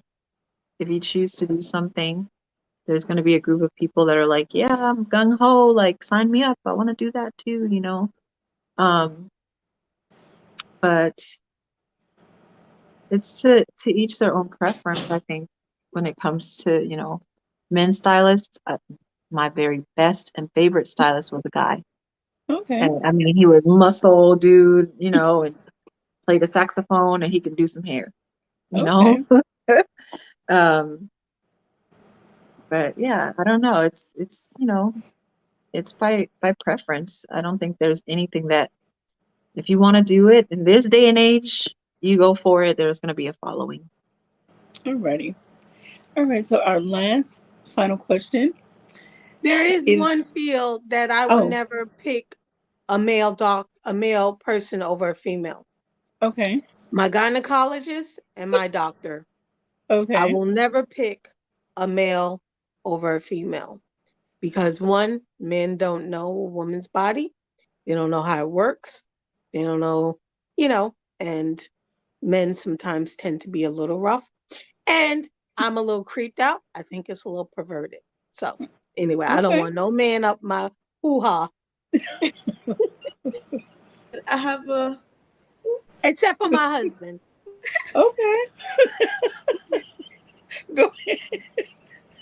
I feel I feel like I'm confused on this question because as a woman, my biases. As a woman, I want to say it's not fair because there are Okay. fields that we can't dominate in, even if we are better than men in that field because we are women. So it's a little unfair that they can just Okay. come into our space and, become women now physically as well. But as a gay woman, shout out to the gay boys, honey, because they is doing hair and nails and they are living life and killing it. So I'm a little confused. As a woman, I hate it. As a gay woman, it's like, yeah, because they have something that they can do that they're interested in, and they are more feminine, and they are, so they don't want to be firefighters. They want to do hair, honey. So I'm living for it, but I'm also a little bit like it's not fair. The men keep taking everything away from us, including our vaginas. I'm just gonna throw that out there. Oh wow. They're taking that away from us too. Okay. You better go get it back, Dom.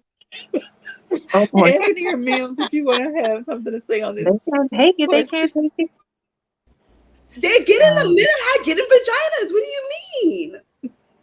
They're getting vaginas now. But they gotta get their own. They can't have ours. Yeah, but they're still like, they're taking something away from us that, we can't even have vaginas to ourselves. Well, it don't function like ours. I'm just gonna say that. I'm gonna be the petty one and say it don't function like ours. I don't believe in it. I'm very much so, I don't rock with that. But funny enough, my best hairdresser was a man. His name was Freddie, okay?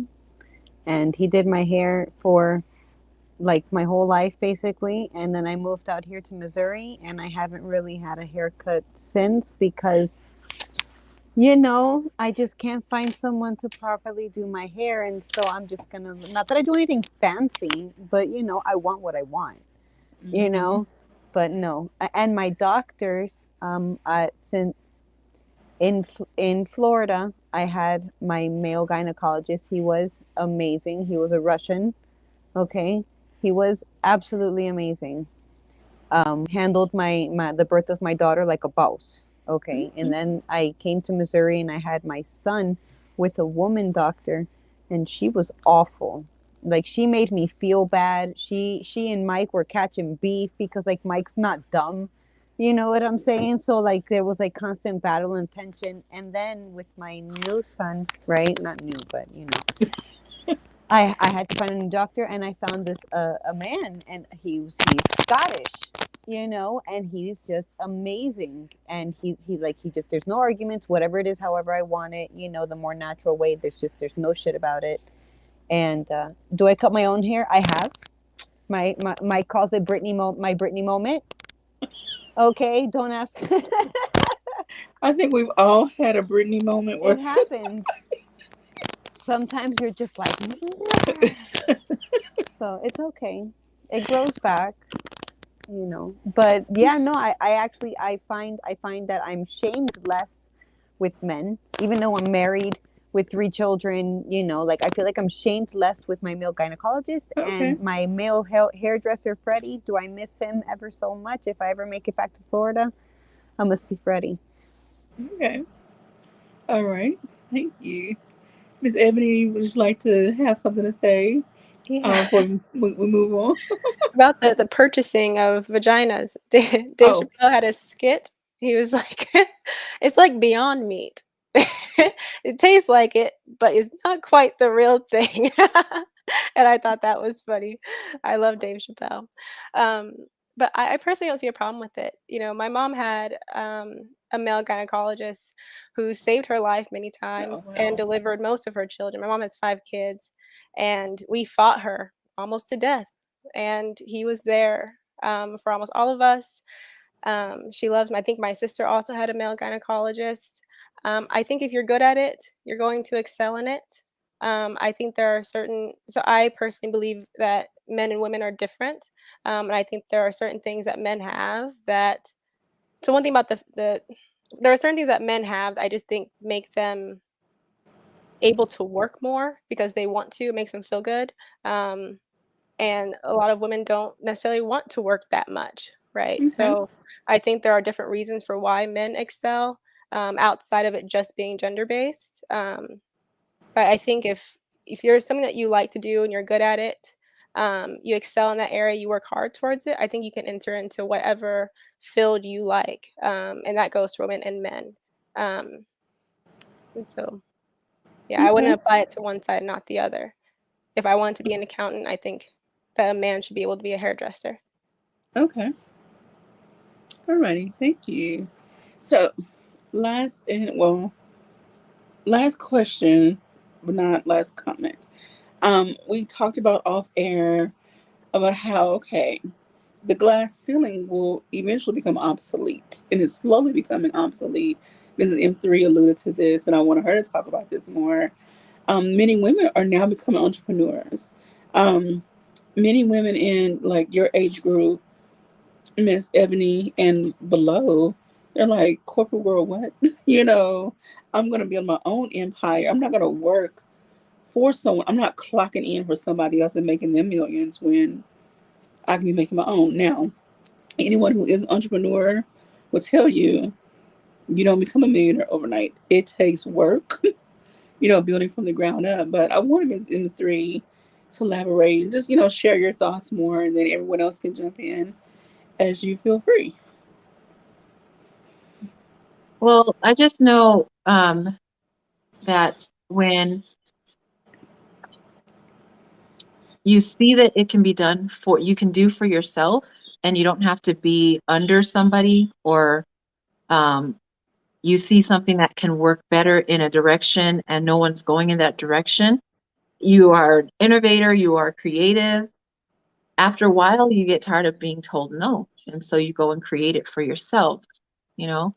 And I think a lot of the time, what we see, I think it started with like we called multi-level marketing. Mm-hmm. Um, Everyone can be their own boss. Like it's a 1099 when you look at tax forms, right? The 1099. Yes, someone brought you into the company. Yes, someone has taught you the ropes, but once they've taught you the ropes, it becomes your own. And then you do with it what you know to do best. Okay. And you grow from whatever floor, or the ceiling, they gave you the best of the best that they understood about something, but then Okay. you built on that, and you keep climbing, and then you bring other people and you tell them, hey, this is a really good opportunity, would you like to do this? And before you know it, as you were saying, you built your empire, and it's something that's, you can call it your own.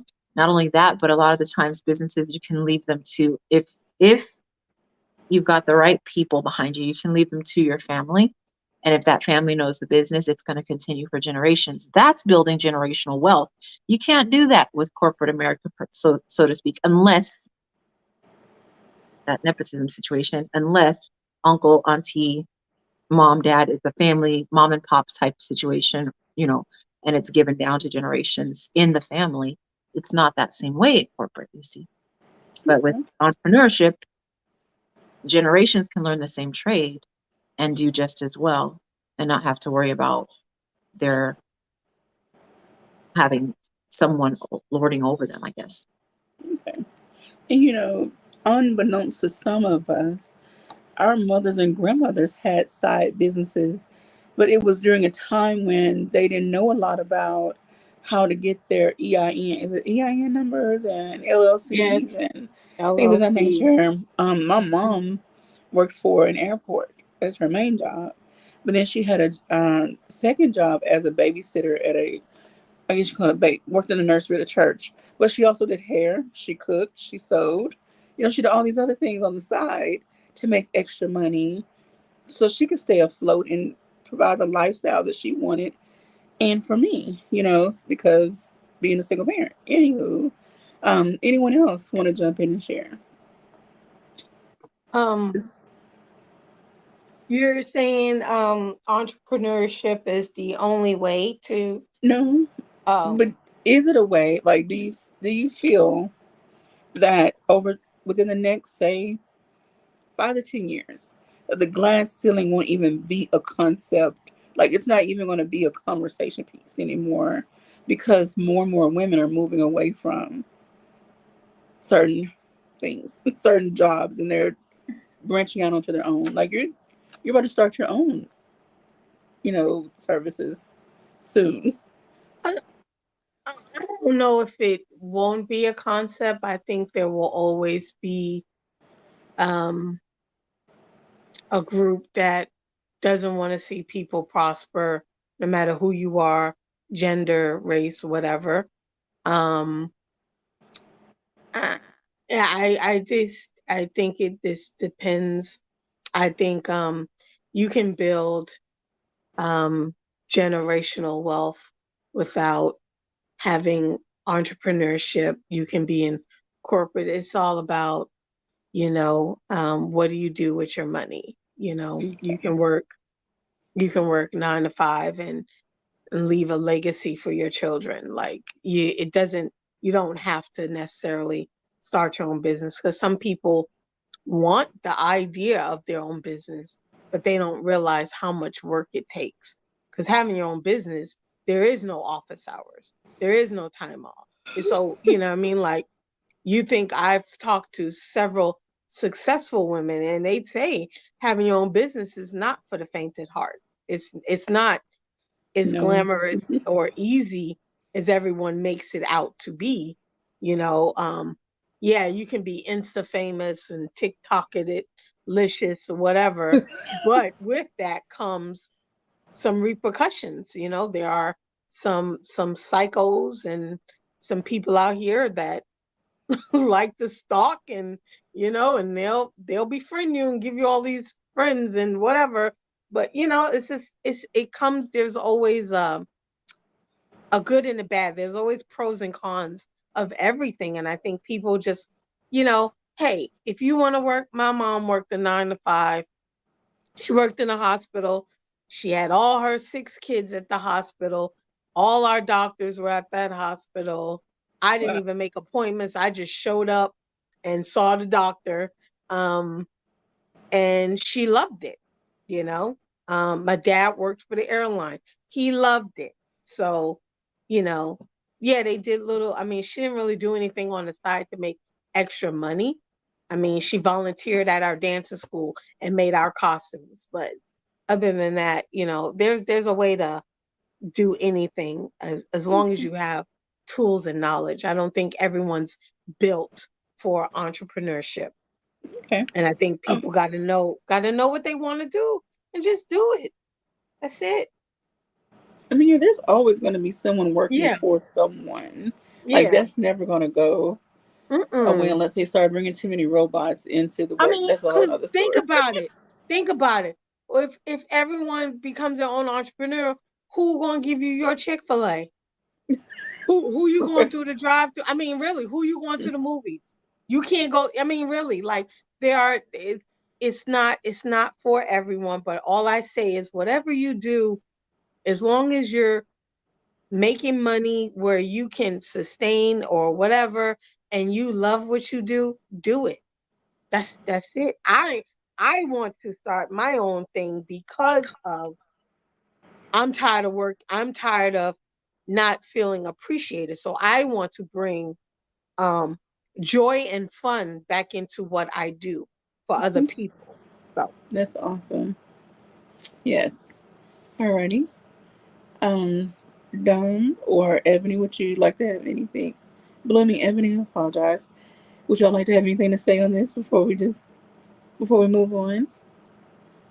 Sure. I think it's a good option. I think it's worth talking about, especially going into the details. Like, make sure that you're setting yourself up where you're tracking your expenses. You don't have to worry about paying those extra taxes on that self-employment income because it will be a lot, right? Little things like that.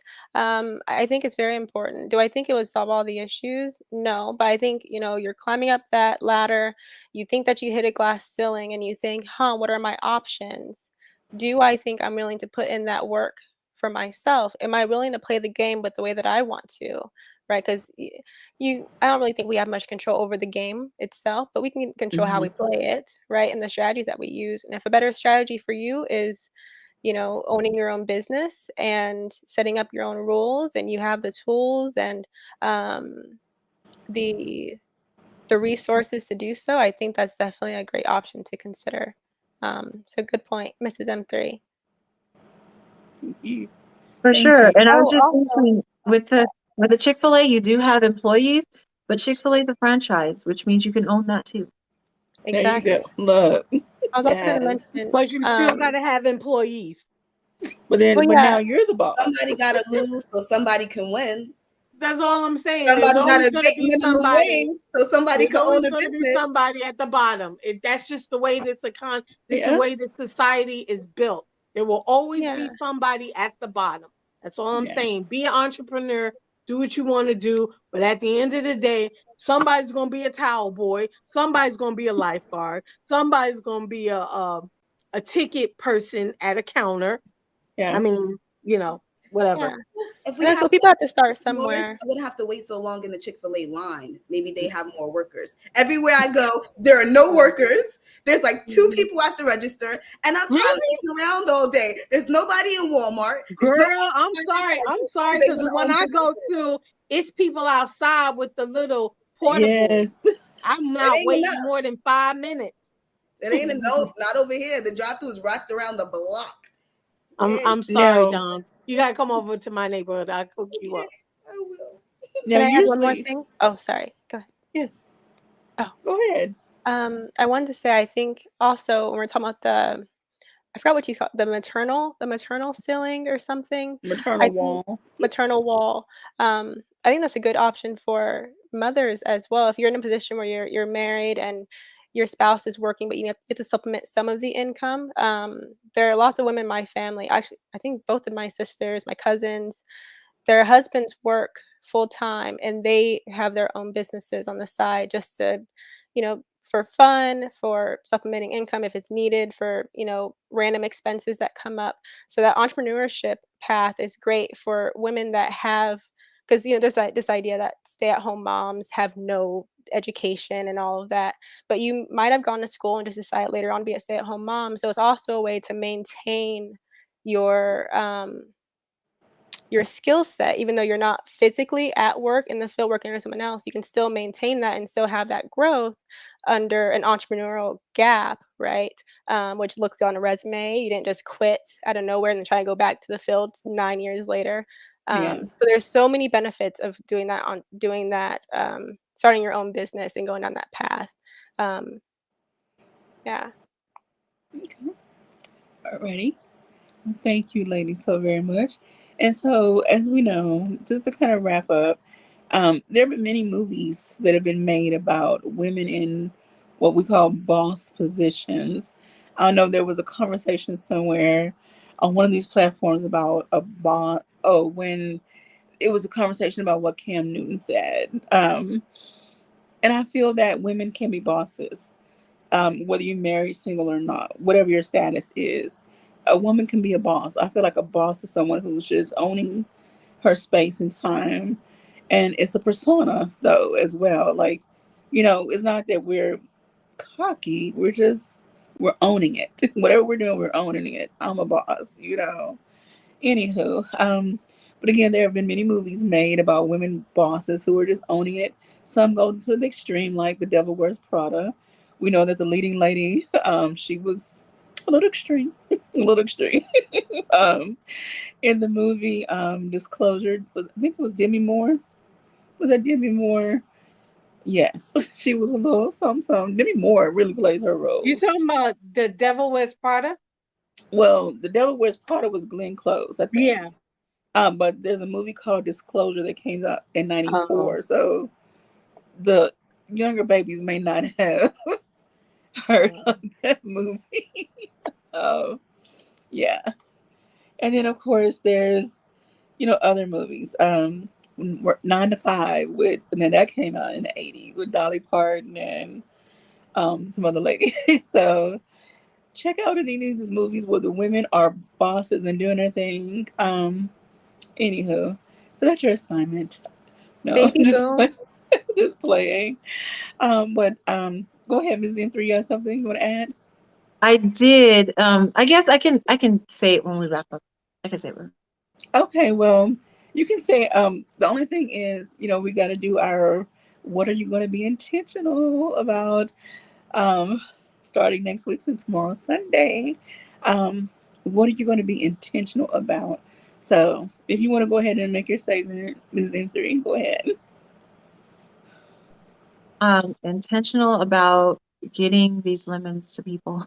My tree is full, and I just pruned it yesterday. So yes, All right, so you on got that some real mission. fresh lemons to give out. Look, I wish I lived closer to you. Okay.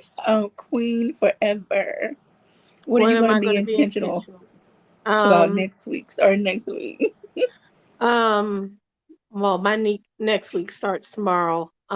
But staying focused, you know, um, not allowing other people's BS to distract me or to get me off of what I'm trying to do. So writing down my goals for the week and being very intentional in making them happen because I'm about to make some big moves and I don't have time for sleeping or slacking. So Yes, ma'am. All right, and Mr. Intellectual Soapbox says BEE. Y'all better look at my name. QB. Be intentional. Okay, get it right. No. And Princess K, we cannot be punching people. No punching people and cussing people out this week.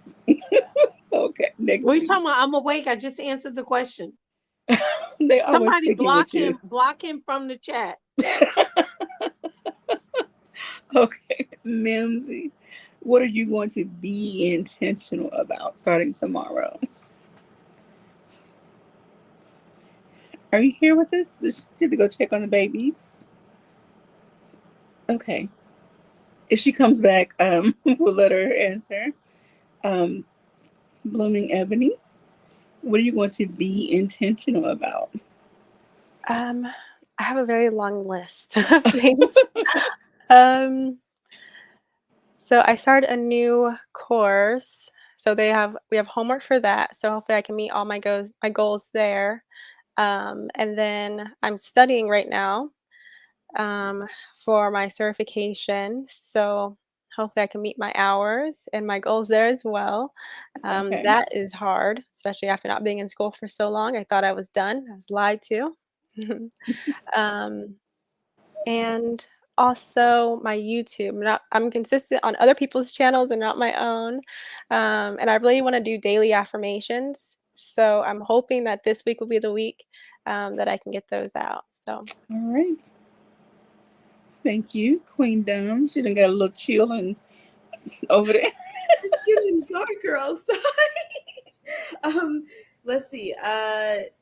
I got a lot of things. Listen, this week I have so much to do, so I'm intentional about getting it all done. I need to Cricut and make stickers for work. I need to sew and make an outfit for Saturday. Wow. I need to sign up for a Thursday dance class since I won't be here for the Sunday dance class. Try to do my brunch show and go to Oakland and do a 70s party. So I'm being intentional about getting Girl. everything done this week that I said I was gonna do.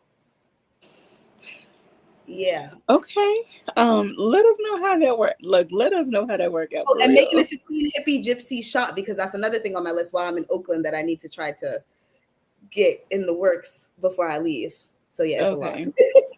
I hope she's not closed, but I know she posted a message about being closed while they get the window fixed. So Oh, I hope because of she's the not. damage, right? I saw that Yeah. last week. Oh well, I hope Yeah. you open again by then. Okay. All right, Mims. What will you be intentional about starting tomorrow?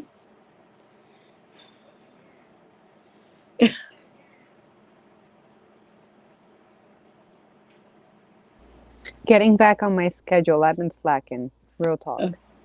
Real Okay. talk. I'm slacking, bro. I'm tired. Well, you got the babies who are bossing you, so No, the schedule is for them. oh, It's their it's their schedule so that they have structure, you know.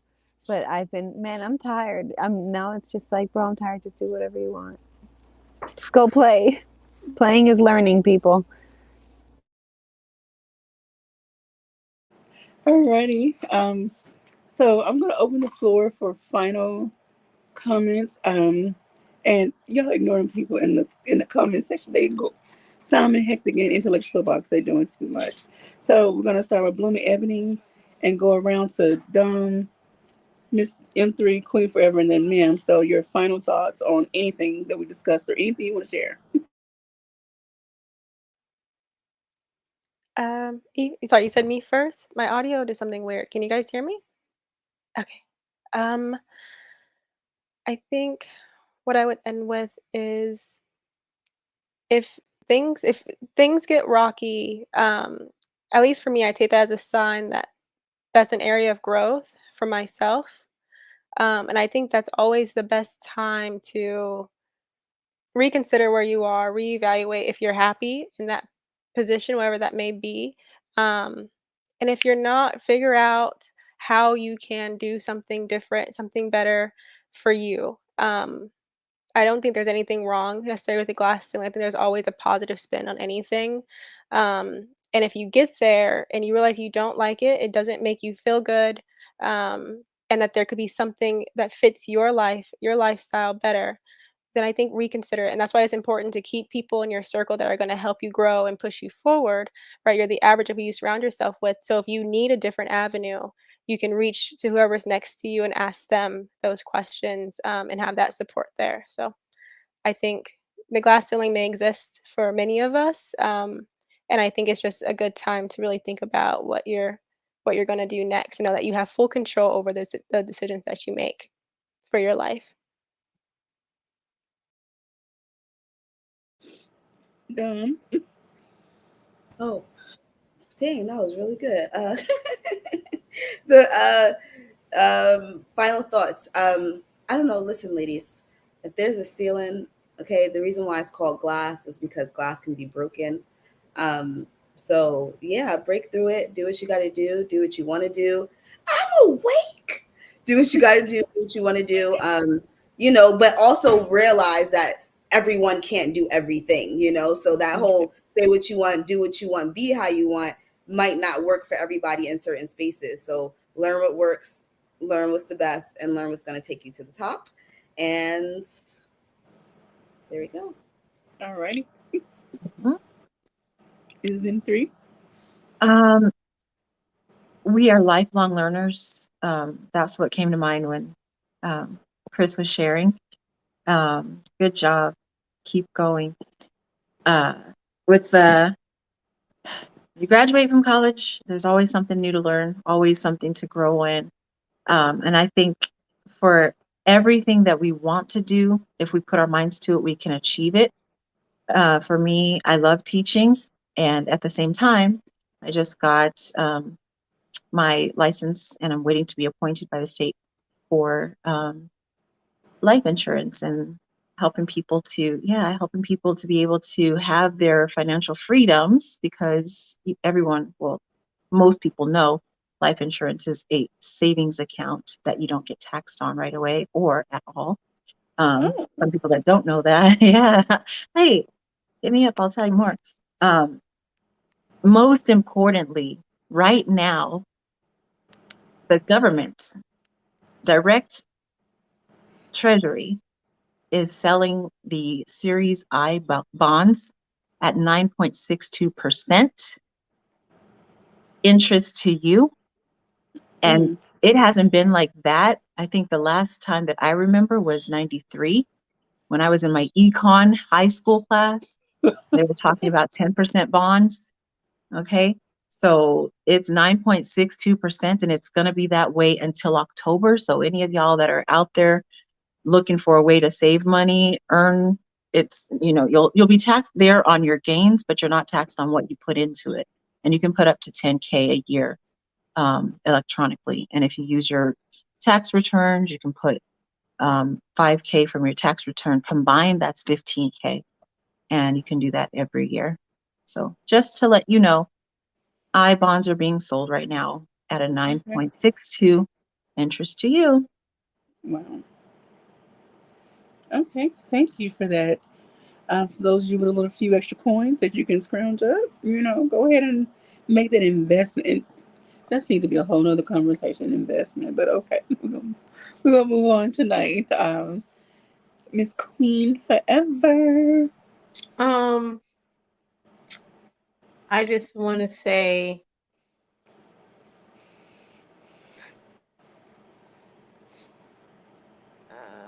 Move how you need to move, but know that sometimes being quiet is seen as a punk and a pushover. So sometimes you gotta speak up, make a little noise, and get some shake a little people to rattle them. It's okay. Okay. That's all I'm gonna say. Okay. And men. Okay. I was really I'm trying to focus, right? I'm trying to focus and concentrate so I don't remember. It's just whatever Um, your final thoughts are. um, gosh, I had them. I lost them. They were there. My final thoughts. They were in there somewhere, and they got lost along the way. Um, it'll come back. But to make it simple, I suppose, as women, we are blessed with the ability to mold ourselves to become whatever it is that we need to be. You know what I'm saying? To get our things done. Because sometimes we just can't wait for somebody to get things done and we just got to do it. You know what I'm saying? We're very capable of doing these things. That doesn't make us equal. That just makes us capable of doing these things. You know what I'm saying? And if we are struggling, this is a comma, space. If we're struggling, embrace your struggles. Understand that we're struggling for a reason. This is a lesson that we have to learn. When you feel like you're stuck in a hole and there's no way out, that's not true. You know what I'm saying? Reassess your, what's going on and realize that the Almighty is always going to give you a way out and it's through Him. So, and then there was one more thing that I can't remember. Oh, okay. As women, we want ourselves, this is what it was. As women, we want to be heard and we want what we say to actually mean something, right? And so we have to choose our words wisely. This is important. We cannot waste our words. We also have to be aware of the tone that we are speaking in and the frequencies that we are putting out. Because unfortunately, as women, when we get a frequency pitchy, it becomes naggy Yeah. or that angry lady or Yeah. whatever it is, or that emotional one, because now and then now when we're labeled emotional, everything that comes after that is disregarded. So keep our emotions in our pocket. Us as emotional beings, us as women, it's a beautiful thing. You have to embrace that, but you got to keep it in your pocket sometimes and think logically, especially when we're dealing in the world of men, because that's how they think. And if you really think about it, y'all men out there, when they get their emotions out out of their pockets, it usually comes in the form of anger or rage. So that is also a test on their part and for us to see how we're going to handle this this anger and this rage. You know what I'm saying? Don't waste your words. Watch our emotions. Watch our tones and frequencies. Um, and embrace your struggles. Almighty always gives us a way out. Thanks Amen. for having me. I appreciate you guys. Thank you. And so I want to leave us with the quotes that kind of ties in everything that we've talked about. We talked about the working mother or women who are considering children.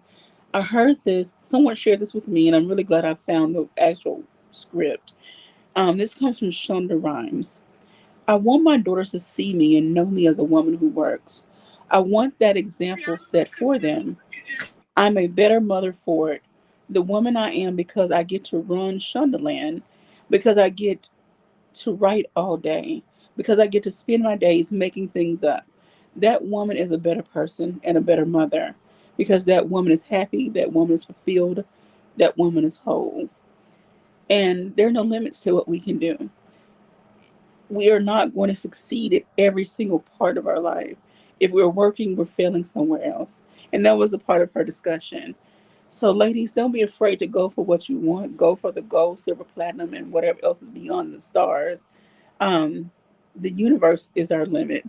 Like the sky is not the limit. The limit is the sky. Just go for it. And that's all I have to say. And I just want to say thank you all.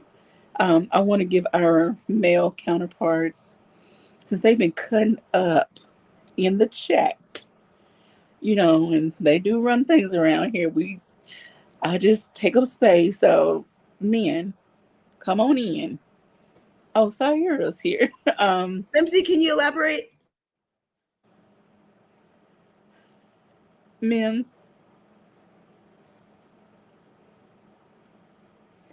Mims. I'm sorry, what? Nothing. Just don't answer. Oh. Never mind. It's okay. Darn it. No, please. No, it's okay. You don't have to, but see now, darn it, Jim, I missed it. No, it's just okay. I missed part of it, so I felt like I needed to understand where you were coming from. But With which one? Your final thought, that's the thing. Just why did I do that? Don't listen to me. Go ahead, girl. Just play it back. Just play it back, girl. I got you. Just play it back. All right. So since Intellectual Soapbox said he's chilling, Mr. M3, look, we're not going to bite you today. Right now, you want to come in this ladies' lines den and have a few words. And hello, DJ Eddie King. I guess I will. Hold on for a second. Oops. Let me mute the sound. We're not going to bite you today. Mr. M3's got a few things to say. Yeah. Anyways, what's up, ladies? How you guys doing? Guys Fantastic. Good? All right. Well, thank you. Okay. Well, I just want to say thank you, everyone, for showing up, being there, giving me like your support. Why is he laughing? I don't know. I love this place. Man, this panel is lit right now. I'm telling you. Oh, man. Yo, you know what? Having too much fun. Yeah, actually, we were. And Kris, like, don't pay attention to what Mrs. M3 was saying earlier in the chat. She was lying. I got my thoughts or whatever, but it was right now. Word. All right.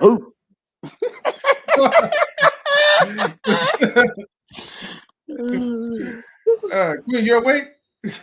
Wake up, Queen. Why that Wake up, Dom.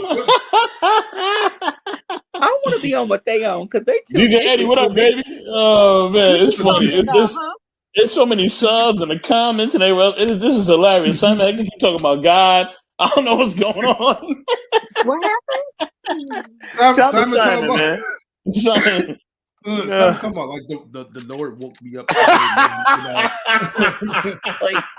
I want to laugh from my belly. Like I want to know what's funny. Oh man. We'll tell you, like the people in the comments, man. I mean, if people know like they're genius, though, that's why we're laughing. Other than that, we're just happy people. That's all. Mm-hmm. Yeah, right. Yeah, one day you'll be able to experience that, Queen. Mm-hmm. Don't play yourself. One day when she wake up. Yeah, that's right. This is not my world. Oh man. Oh right. Goodness. Do y'all have any final thoughts, gentlemen? No, just kick them off. You can't kick us off. We tough one. We the mods and the admins up here. There's nothing you can do. Oh man. I need to get on another platform where I could kick y'all off or time y'all out. Good luck with that one. You're gonna have to you have to pay like a penny though. But no, anyways though, yeah, like I said, thank you ladies for like contributing to like another night of ladies' night. Everybody was in tune. As you can see, like the chat is still going on, and yeah, they're loving to hear what you guys hear. So shout out to you, QueBee, Kris the Bloom Ebony, Mrs. M3, the Queen Dom, the other Queen Forever 2K, Yimsy Limbs. Okay. Yeah. What you got to say, Mr. Best in the world? Yo, mind your business, yo. Wow. What's your little Mind your two business, though. Mind your cents? business. You got a whole Yo, five. don't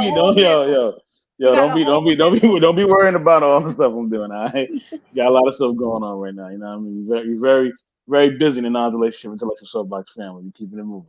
But thank you, ladies, so much. We really, truly appreciate y'all. Thank you all for bringing your love, your energy. Damo, get off your phone. Damo ordering DoorDash. Shout out to Damo, shout out to Minji Lim, shout out to Queen, shout out to Mrs. M3. Kris, great to see you again. You know what I mean? And congratulations to you didn't graduate. I'm sorry, my bad. I keep seeing so many graduations.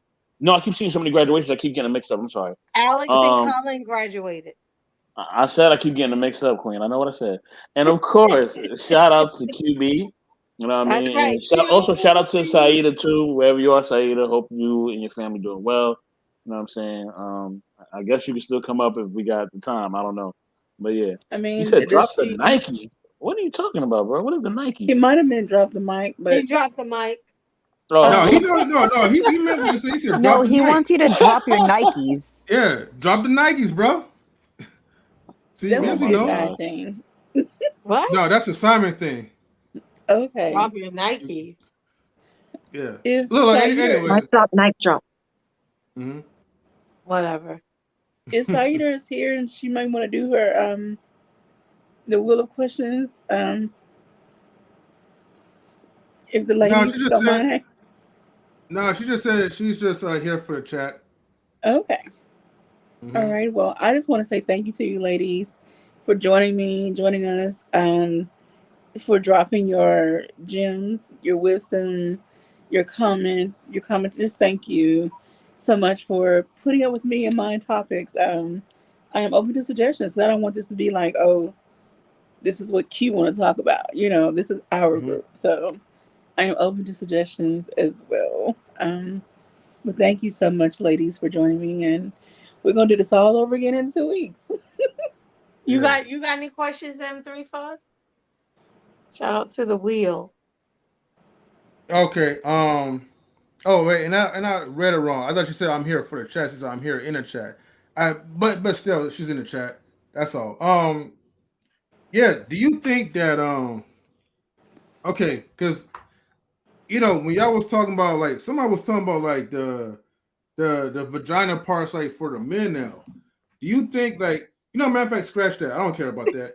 But do you think that in the next 10 years, do you think that the robots is actually going to take over? Because I'm telling you, I feel like in the next 10 or 15 years, half of y'all is going to be replaced by these robots that y'all going to make. I'm telling you, it's coming. Yeah. In some industries, yes. I do feel that, especially in the like fast food, whether they're fixing the food or taking the orders, there's going to be alternative sources besides the human being. Yeah. Oh, I really thought he was talking about those android robot thingies. We're talking about iRobots? Yeah. Who knows what China is doing over there? Hey, it might happen though. You never know. I'm just saying, man. Queen, watch out, man. You might be out of a job. I am not worried about that. All right, you say that now. My clients will destroy them robots. Okay, they won't make it. They're gonna be at the scrapyard. Trust and believe. Right. Robots don't have feelings, so they could never take Queen's job. Sorry. Well, they can because there's a lot of humans with no feelings that work my job. But we're not gonna go there. But they won't last because the transitional age youth, please. They would throw some shaving cream on them and have them all rusted out. Oh Lord. Waterlogged. Yeah. Okay, there that's all are some industries you gonna lose your job, M3. Oh, please. Self-driving cars. Nah, I don't think you're gonna make self-driving buses though. Hey, don't get it twisted. I wouldn't trust it. They already spend like a lot of money on the electric buses in the future though, so there ain't no way in heck I'm gonna be out of a job by no robot. All right. Unless you plan to reconstruct all those electric cars y'all built. I'll be good for another 20 years. There's They always can going to be have some it. industry I that can a be. real I'll be person is home needed. to like the SSI. They can have it. True. They want my job. Take it. I'm good. Well, I'm sorry. What did you say, QB? I just said there's always going to be some industries where a human being is needed. Your robots can replace everything. So, so anyway, but that's all I have for y'all tonight. I just want to thank you all so very much, and thank you M3 for giving me this opportunity. To the Knowledge Relationships team for giving me this opportunity to be here and to host this show. So thank you. Oh, no problem. Thank you for accepting our invitation, and leading it. And thank you, ladies, as well too, for just holding QB down. Yeah. Always. Thank you for accepting our invitation, QB. All right, Queen. Whatever, man. Yo. I wish we could play what's the Little Kim version of Ladies Night without getting blocked, but oh well. Huh? I didn't even know we had that. We could work on that though.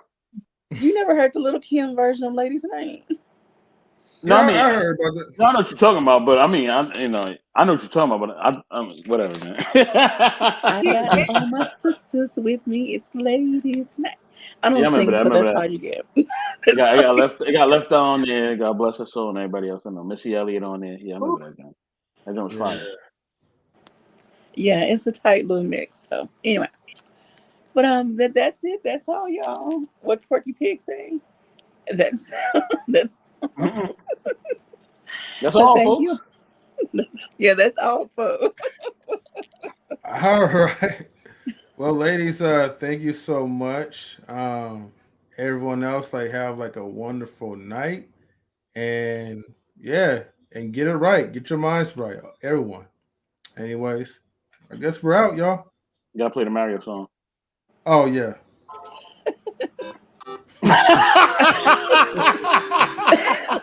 Now you feel free to stick around and chat down with you. All right, let's cue the outro. Oh man. DJ.